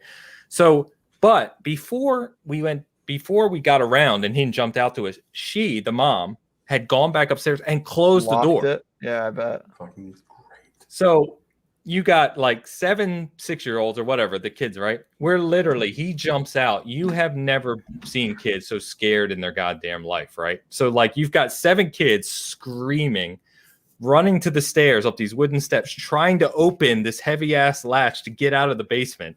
And it literally, I'm 43 years old. I can still picture it. It still freaks me out. Like, who does that? Like nowadays, kids would do that. I mean, someone would sue the parents nowadays in today's environment. You know what I mean? Or that dude would get stabbed. Dude, I would do that. That's amazing. It was ridiculous. Kudos to those parents. Yeah. Oh, she was awesome. She was one of those like friends parents that's just cool, you know, like everything was always fun around her. But that moment, scared the hell out of me. So anyway, Nightmare on Elm Street was definitely one of the craziest ones for me as a kid, though, especially when they came out. 2 was really weird, but 3 was the Dream Warriors. And there's parts of the Dawkins song. That song rock, dude. Dream Warriors. Yeah, exactly right. Dude, do you remember the part in Dream Warriors where, you know, Freddy was toying with them all, and the one kid, he literally ripped his veins out and controlled him like a puppet? Yep. Dude, I was scarred for life. Like those movies messed me up. I don't even know what you guys are talking about, but that sounds scary to me. It was a mess. 3, baby. Basically, Nightmare on Elm Street 3, they took like 6 teenagers that were in like a rehab center because they had addictions of various things. And in their dreams, Freddy hunted them like that and actually played into their addiction and screwed with them. It was interesting. Yeah. So, man, we could talk about this stuff forever. The chat's kind of popping off. Yeah, you're laughing at me being scared to tears. I know. I was too. I do now. I'm it's good to know. It's good to think of 6-year-old Danes. I can't imagine what you look like as a kid. A lot geekier than I do now, which is challenging. Oh, really? So, really? More hair, probably. Yeah. Oh, I had a mullet. Oh, you know, I did it up, man. I absolutely had a mullet. Oh, I absolutely did. Yeah, and not at 6, but I think like 10. Kid. That's I pretty much was. Yeah, I pretty much was. Ghostbusters, 1980. Are you considered a millennial? 1984, I think, is the cutoff. No, right? I'm X, Generation X. Really? I thought 84 was the cutoff for millennials. Well, he was 6 in 84. It is. Generation X is before millennials. Oh, right. Sorry, you were born in. Damn. Yeah. Born in the 70s. I absolutely was, and Dan, I don't know if you are, but I absolutely was a Stranger Things kid. But see, back then they weren't cool. No. Oh yeah. No, I was a Stranger Things kid in the 90s, and I was just getting dunked on by people in my class. I was nerds rule the world now, but when I was growing up, nerds had shame, dude. We had lots of shame. Oh man, this is funny. Well, guys, you have to live through the Reagan presidency, you lucky bastard. Yep. Oh God. Yeah. Yeah. I mean, obviously back then I didn't give a shit, but you know. It's glorious. Yeah, I go. I'm 44, me and Ains and I are Generation X. That's right, baby. Generation X. All right, fellas. Man, this has been a fun one, guys. Really fun. Yeah, it's great. Dan didn't eat any candy. I'm surprised. I got like some Reese's peanut. You guys know what this is? No, Anybody? I don't. It's a paper plate. Yeah. All right, well, hold on. Let's see if Come on, chat. Anyone chat. in chat? This is our This final is- game for the night. Guess This what is Dan the is? alt. Yeah, this is the alternate. Or stick outfit. figure, right? That's the Right. that's the unlockable helmet you can get if you play. Yes. Come on, anybody? Nobody knows. You're too It weird, looks- Dan. It looks like a logo of It is. the food from like that you see on like Pringles and stuff. Almost. No, that guy's got a No, no, no, mustache. Good smile. It's like smile something. No, No? Damn. no. Craig. Come on. Are you Tobey Maguire, Spider-Man from Spider-Man 3? That's that it. part where he goes emo. That's it. Got it. Nice. No, you're not. Come on. No. No, I'm telling you, it's a logo. I've It's seen a the logo. It's 100% It's a logo. Okay, a soup, Close. Getting warmer. a chili. No. Am I getting colder? I don't know, dude. Tell us. We clearly don't know what you're talking about. Okay. This Craig. Is, Somebody says Craig from Craig, he was Halo. close. No, it's that's good. It's Maruchan ramen. Oh, yeah, it okay, is. All right. Yeah, Guys, it is. yeah, I was like, man, I'm gonna go with this for the alt, but this would have been Oh, man. super uncomfortable to put this on. And I got a little beard. The beard, you gotta, yeah. Yeah. Okay, I Robin gave with up. beard. I gave up Tylo Ren really quickly. I can't believe you kept that mask on all night. And Ains, you kept it on most of the time. So that's. I'm trying. I keep it on until it fogs up, honestly. Yeah. All right, guys, man, it's been a blast. Thank you guys so Yes. much. Yago, Husk. We saw some people who don't usually get out with us. Eric said it's 2:30 a.m. for him, so he's got to get out. But guys, I really appreciate it. Obviously, very generous with the super chats tonight, guys. Thank you so much. I will let you know when that goes to Extra Life. It's awesome. So, anything else you guys want to call out? Travis, anything to call out for this week upcoming? Yeah, you can see my review of Riders Republic next week on IGN.com and watch my Destiny show on Thursdays at 4 p.m. And follow me on Twitter at TyGuyTravis if you want to hear me fight with Ains on Twitter, which we do pretty often. So it's actually quite funny when people think we're dead serious too. yeah, it's great. I also I don't know if you know this, Dan, but every week on The Last Word, I promote this show. And when I do, I tell them that I have a show where I'm on the show with a guy named Ains and another guy, and then I come up with a different description of you every week. That's fantastic. Like a different name. Like Dirty Wizard, the last living descendant of Sasquatch, some That's old close. man we found. I try to describe you in some absurd way every That week. is awesome. Well, I appreciate As a way to advertise the show, gets them interested. Who is this fossil of a man? This mystery man. This mystery Yes. man whose here comes the taste sword in again. games is inscrutable. So It's yeah, true. Man. love it. Oh, You're shit. such a Loud in kid. the mic. You're still a 6-year-old with a mullet. Dude, I am. inside. I still am a Yeah. 6-year-old, and I'm just gonna stab Freddy with this sword if he comes after me again. That's right. No, but thank you guys, man. It's been a hell of a show. It's 12:30 for me as I'm recording, me and Dan actually. So it's been a late one. If you're listening to this later, I hope you enjoyed it. Sorry for some of the kind of visual things we referenced that obviously don't get, but still thank you for tuning in, guys. Thank you again for being so generous tonight, for hanging out with us. It's been a blast. So you know where to find us. I don't need to call anything out. So just appreciate it. So Bitcast Halloween special. I hope everyone has a good Halloween tomorrow. If you have kids, I hope you have a great time. I hope everything goes well. So until then, we will see you next Sunday again, back at normal time. And thanks again. So until then, peace out. See ya.